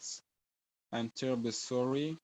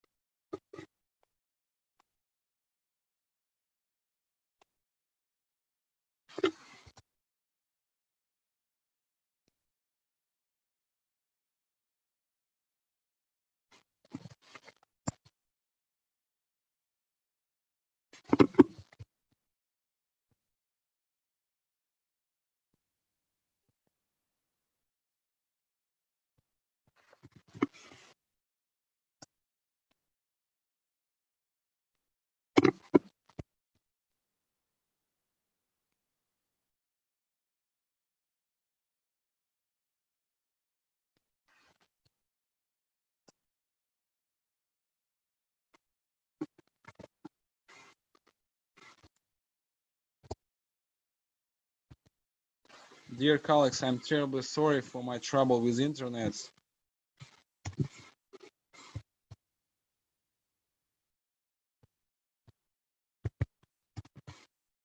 Okay, let's speak about composite materials. Um, what about composite materials company Technodent? I use these composite materials probably half year, and for me, I made a special set in direct posterior group. I use only body type composite materials. I use only body by Relight composite materials. We have in composite materials three types of opacity. We have dentin opacity of composite materials, like opaque composite materials. We have enamel opacity of composite materials, and we also have body composite materials.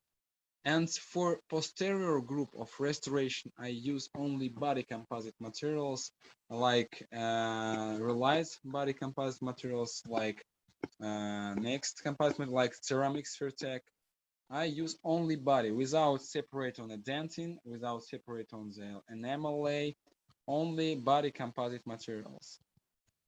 And when you will look on these pictures, you will see the MOD defect at MOD restoration with mesial, distal, and occlusal surface after restoration. And for all this restoration, I use only body composite materials without dentin, without enamel. But on the occlusal surface, we have special places like hypermineralization, enamel tops, like enamel white places. And these places we can and we should to restore using white composite materials. I use for these pupils two types of composite materials. When I have a very detailization anatomy on the two surface, I use aesthetics white opaque. It's a very white opaque materials for these pupils. And if I don't want to make too much white composite restoration, I use relight bleach white. And I put these types of materials to the ends of my cusp. 1 second. To the end of my cusp in these places. And with these materials, I can make really good anatomy. I will show you this protocol on the photos and video after that. But what about contact walls restoration? The contact wall restoration I love to restore using enamel composites.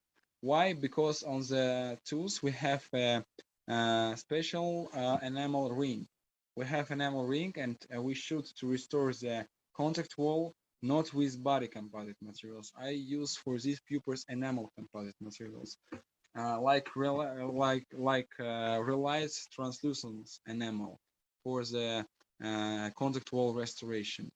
And so I use the body composite materials like Relight A2 to all my restoration, to the dentin, to the enamel lay. And for the little details, I use the white. I use bleach white composite materials. And for the contact walls, I use enamel composite materials. What about layers of the composite modeling? When we have initial situation, we have a lot of dentin pits. We had not the good surface of the dentin. And first of all, I put the flowable composite materials on the bottom of the cavity. Why I use a flowable composite? Because with these composites, I can penetrate all the pits in the dentin, and I can make my hybrid layer stronger. And after flowable composite materials, I start to restore the dentin layer.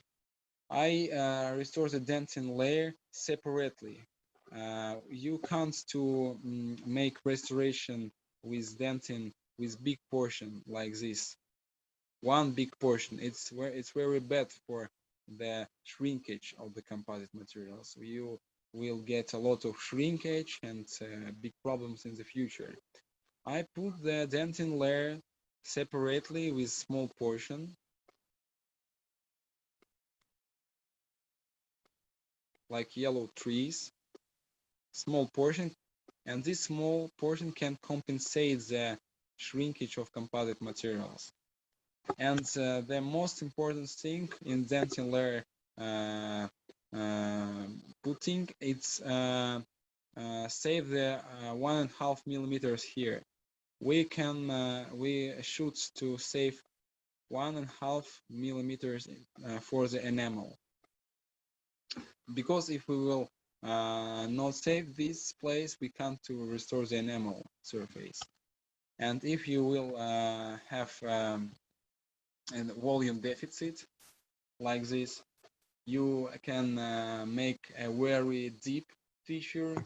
You can make very deep cavities here, and in this place you will get a chronicle food particle jamming.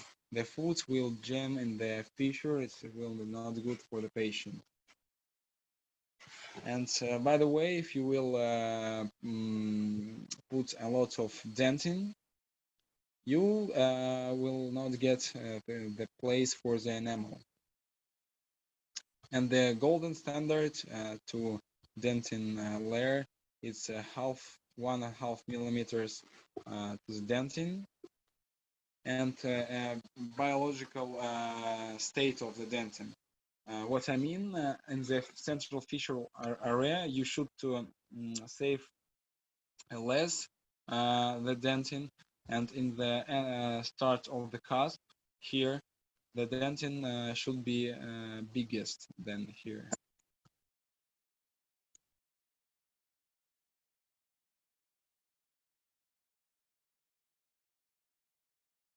What about enamel? In the enamel modeling, I have two ways. I have a first ways, it's ways without detalization, and I have a second ways with detalization using white composite materials. What about first way?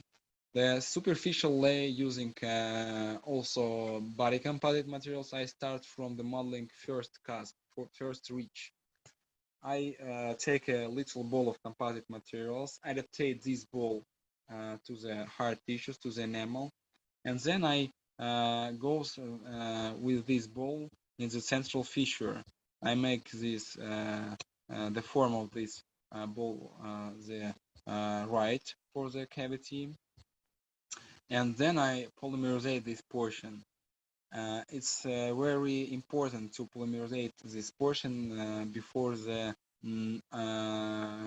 adaptation the portions in the other side, because if you will connect two portions, two soft composite portion, it's you can't to make a thin fissure here. And if you will connect the one hard portion with soft portion, you can make a thin fissure and it will be easy. And I make a thin fissure using ash file, 8 thighs, and then I light cure my portion. What about the second way of restoration with detalization? With detalization, I save a little bit place for white composite materials and the enamel lay. And after then I put two layers of composite materials here.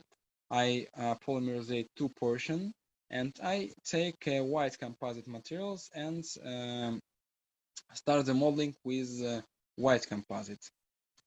I modeling first side, polymerizate this side. It's very important to polymerizate this side before other sides. Then I try to take second composite materials from the other side and connect two portions in the central fissure area. Then I take ash file and make a thin fissure. And we have a superficial layer with grid detalization using two types of composite, using body composite and white composite materials. Now I will show you my protocol of restoration of the posterior tooth using composite relights. In this case, I try to take relight A2 and relight bleach white and colors from Technodent's ochre and brown. And first of all, initial situation, we create the dentin lay, and after dentin lay we made, we can separate the dentin layer to little portion, like essential lines. These essential lines help us to navigate in the occlusal surface, and we can't make a lot of mistakes in enamel step. And after then we made these essential lines, we polymerizate the composite and staining these essential lines using ochre composite colorant. And after we stain the essential lines using ochre colorants, we polymerizate this ochre, and we have some map in the occlusal surface. And the superficial lay, I start from the central ridge reconstruction. I thought about it, about central ridges, about lateral ridges. And I start from the central ridges. I restore the central ridges on all of the cusps. I start from the one ridges on the buccal cusp. Then I polymerizate this portion, goes to the next cusp, make only central ridges, not lateral ridges, only central ridges. and I make all the ridges on all of the cusps. And every ridges polymerizate before the next.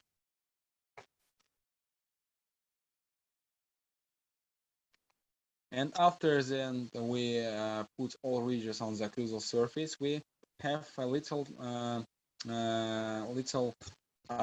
areas on the occlusal surface. We have a little bit places for lateral ridges, and lateral ridges will put here, here, here, and here. We have special places for these ridges. You can look at these pictures, the lateral ridges of the cusps. And every ridges we polymerize before the next. It's very important. And step by step, we make our restoration, we make a lateral ridges. And here we have a special ridges. And this place, we will restore the lateral ridges of the palatal cusps named by crista transversa. The crista transversa is a very big ridge. This is K of our occlusion, and if we will not restore this big anatomal ridge, we can make the occlusion of the patient is worse, because this ridge is like a key in the find the lower jaw, and this is very functional ridge, and this ridge goes to central ridge in the buccal cusp. And after the reconstruction of the ridges, we have some places to make some details. I try to take white composite materials like bleach white from Relight, and I take a little balls and detail and make some details and occlusal surface.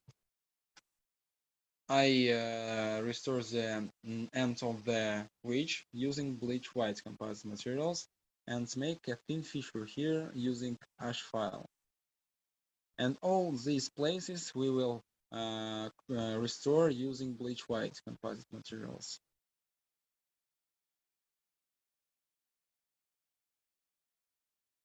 And after then we made the all restoration, we shoot to staining our anatomy. And the staining and coloring is a very interesting step of our work, and how to make the restoration bulky. With composite coloring, really we can make our restoration bulky and natural. Now I use only two composite colorants, company Technodents. It's ochre, it's the first one, it's the ochre color, and the next one is brown, it's a dark brown colorant. And I use this composite colorant with my special technique. When I have the occlusal surface without colors, I cannot now try the brown color, because it's very strong color, and I can stain the cusps, can stain that place that I don't want to stain in. And first of all, I should to take a very flowable composite colorant. It's ochre. The ochre I put in the fissure, and this helped me to make a hermetical barrier on the occlusal surface, and it's like a river, the future river for the dark brown colors. After the ochre, I remove the excess using big micro brush, only with big micro brush, because a small micro brush can remove excess from the fissure, and I should to save the colorant in the future. And you look like ochre colorants safe in the future, and I don't polymerize the ochre. I take the dark brown colorant on the ash file, a little portion, and I mixed two types of colorant in the fissure. I mix the ochre and brown in the fissure, and I stain only central fissure with dark brown. If you will stain the all fissure with dark brown, it will be look like the patient eats chocolate every minute. And after these steps, I finally polymerizate my composite materials and start the occlusal integration and polishing. Occlusal integration I make with very thin bore and with occlusal paper 40 microns and 8 microns. And this looks of my restoration after occlusal integration and after grinding and polishing. Now I will show you my protocol of grinding and polishing of composites. In these steps, we have two main mistakes when we have two main problems. We have a little white thing after polishing in our fissure, and we can't to make our restoration shiny. But now I will show you my protocol, and the first step is very important. I should to remove the oxygen inhibition layer from my occlusal surface. What is it, oxygen inhibition layer? It is a smooth surface on the occlusal layer, and this layer help us to make restoration layer by layer and make adhesion between the layering. But before polishing, we should to remove this layer, and if we will not remove this layer, it will be a big problem for us in the polishing. I remove this layer using original brush for hygiene, for dental hygiene, using paste Detartrin Z. You can use other pastes, it's not problem, but probably 1 minute I clean the teeth using Detartrin Z before the occlusal integration, before the grinding and polishing. The next step is grinding with using Enhance. It's grinding heats company Dentsply Sirona, and with these grinding heats I make edge processing in composite and hard tissue connection and create a primary gloss. If I will make with this grinding heats in the one stream, I can make primary gloss of composite materials, and I make this procedure without water cooling. After then, I use Pogo. It's a polishing heat company Dentsply Sirona, and with this polishing heat, I again make edge processing, but now I don't grinding my composite. I only polishing my composites, and I create the final gloss of composite materials. After Pogo, I take an Occlu brush, a special brush for final polishing on composite materials. I use this brush at the low speed without water cooling and probably 1 minute. And after the Occlu brush, I always take my lovely instrument. It's a goat hair brush, but we should to work with this brush at the very low speeds, probably from 600 to 2000 maximum. Because if we will get a very high speed and this brush, we can't to get a shiny restoration. And how look our restoration after modeling? We have a oxygen inhibition layer It's a smooth surface of our composite materials, and we should to remove this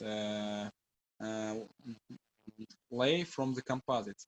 And I make it with this procedure using brush with detergent Z paste.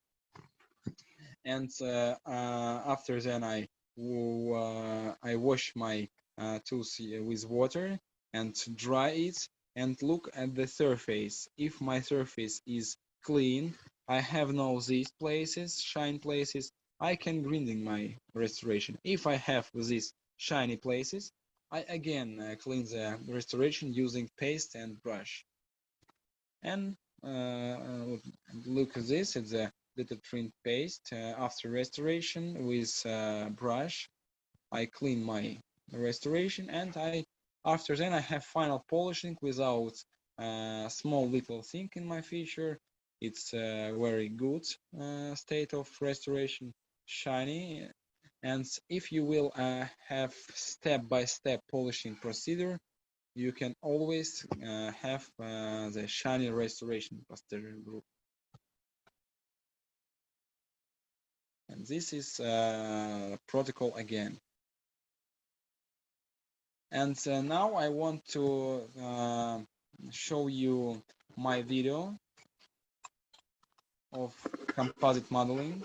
1 second.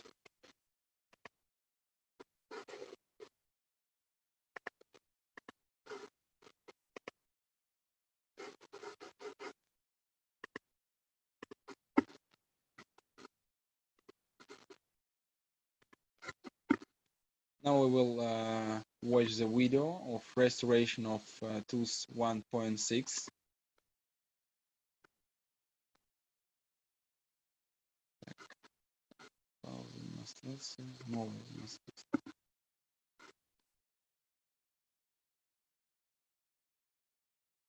One second, dear colleagues.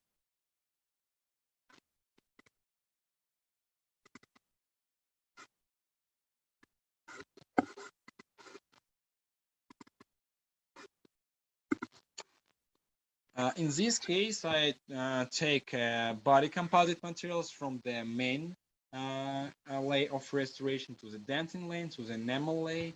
And now I will show you my protocols, my technique about the upper jaw, first molar. After the dentin layer, we finished the dentin layer modeling, and we will start to restore the bridges of our occlusal surface.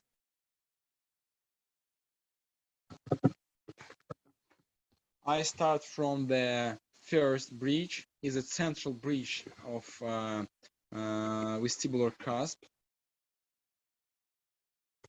With micro brushes, I can make this bridge very strong with details. But if you will make this procedure with hard instruments, you can't to make very clean composite bridge.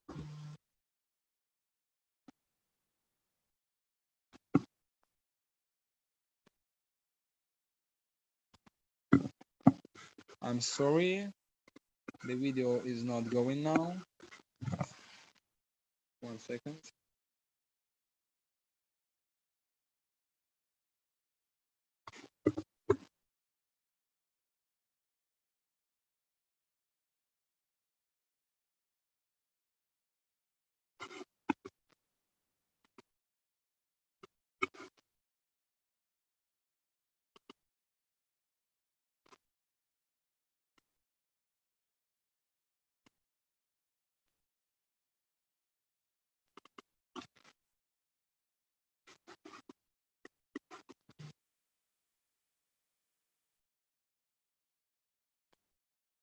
Okay, let's go.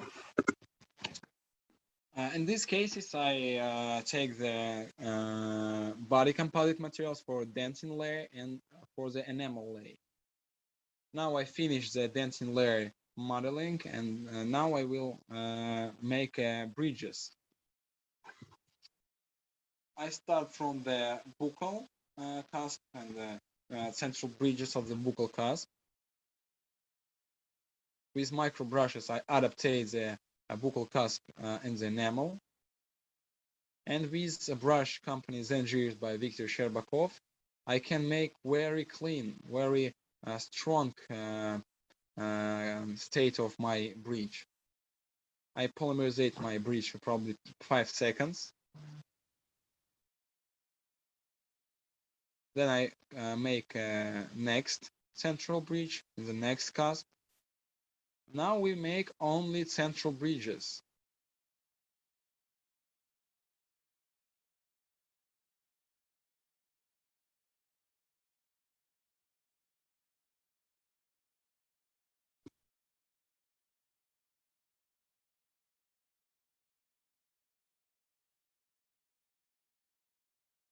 The next central bridge from the palatal cusp with the central bridge in the medial palatal cusp.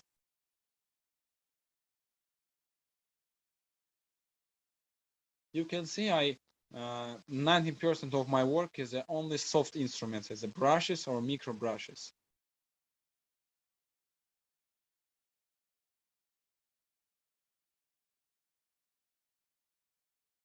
And the last central bridge of the distal cusp.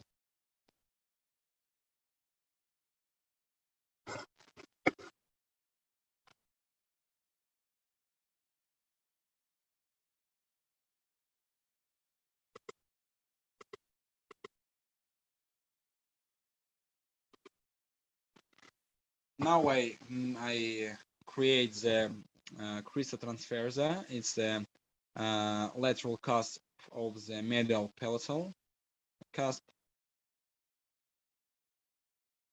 I love to take for these pupils for the crista transversa is a more light composite like A1 composites. And this bridge go to medial central bridges in the palatal cusp. And now I start to create the lateral bridges on all of the cusps. With a brush, with a little brush, we can put the brush on the both sides of the composite materials and make a thin fissure.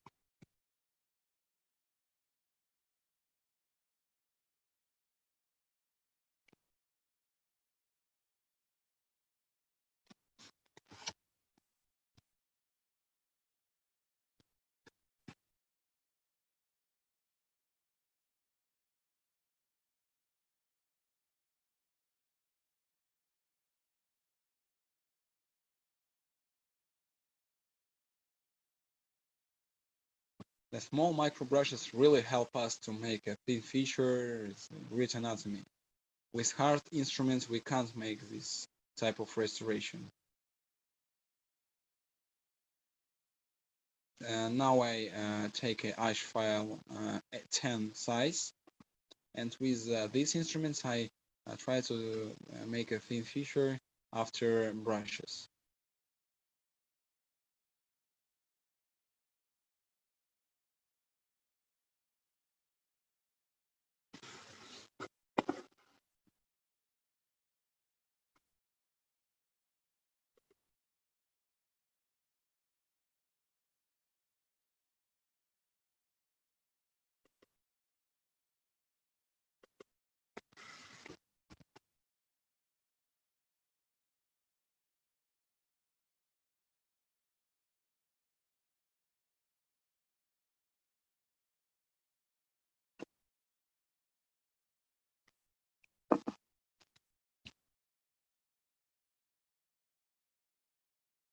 And the lateral bridges and the palatal cusp.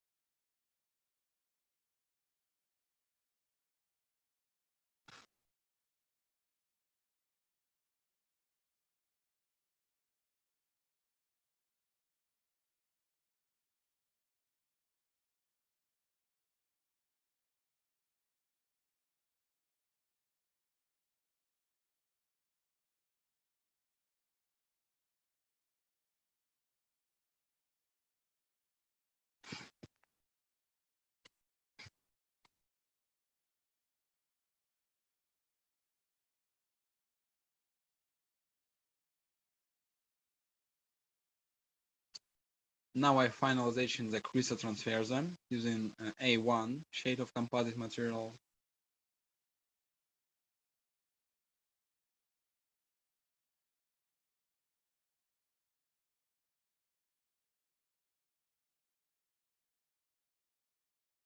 Crystal transversa is a very big anatomical characterization on occlusal surface.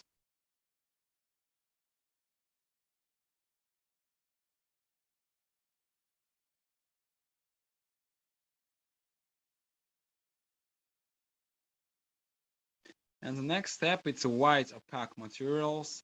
It's a white materials for detailization of my work. I put these materials only on the ends of the bridge, not in the all surface of my bridge, only in the ends of the bridge.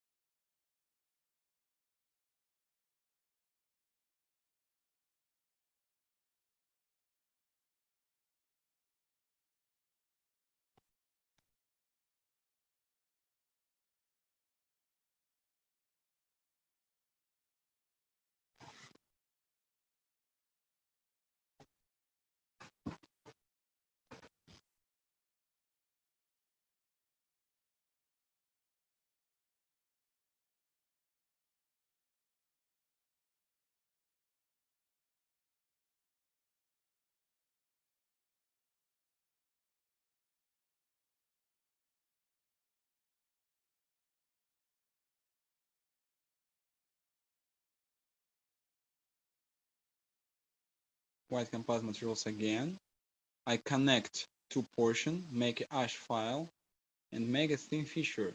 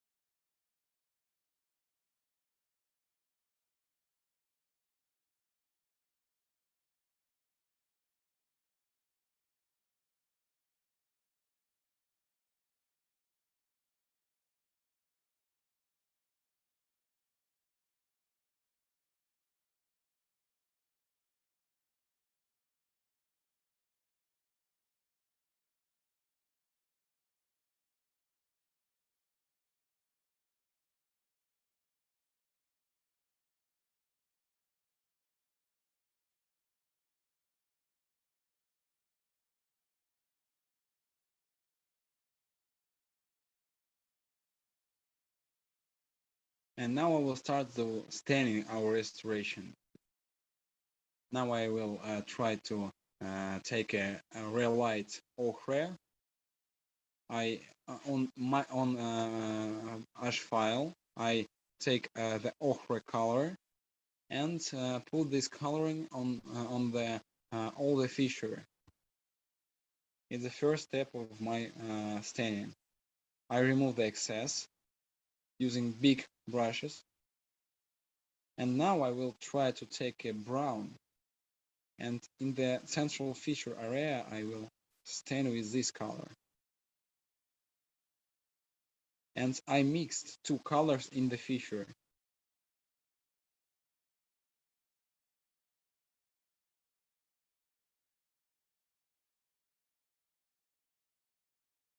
Remove the excess, and we can see that we have a very gentle staining. We have a very delicate staining.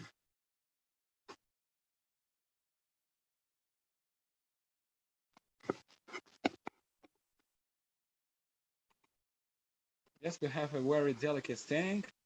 Let's speak again. We try the body composite materials for the all restorations. Then we try to take white composite materials to the ends of the cast, and then we stain our restoration with ochre and brown together.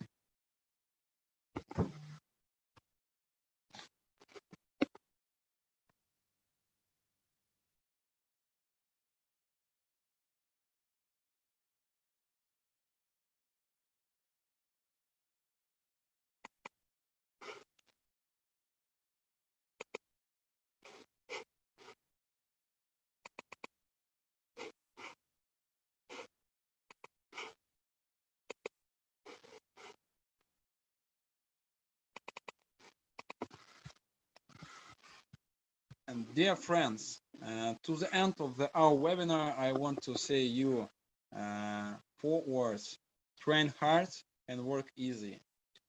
I'm happy to be here in this webinar room to speak with you about direct composite restoration. For me, it's a very great honor.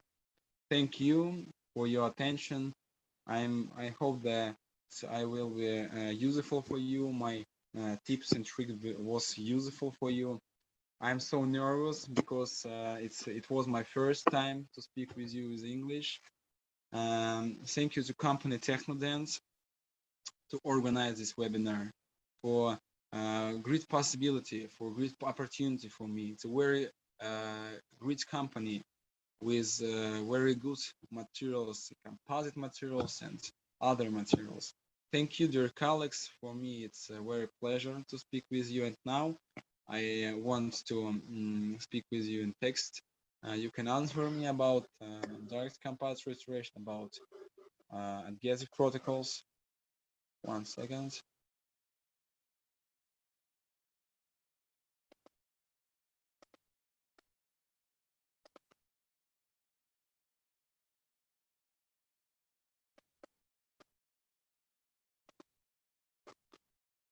I don't see any questions.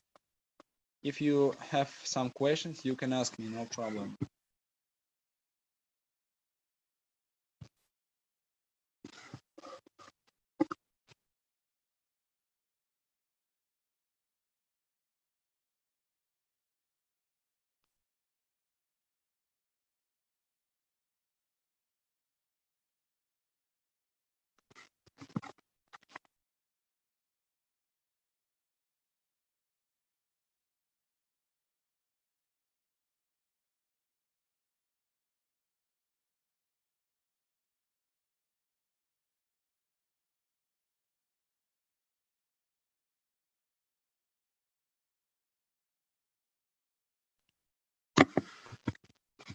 Dear colleagues, don't hesitate. Ask me something.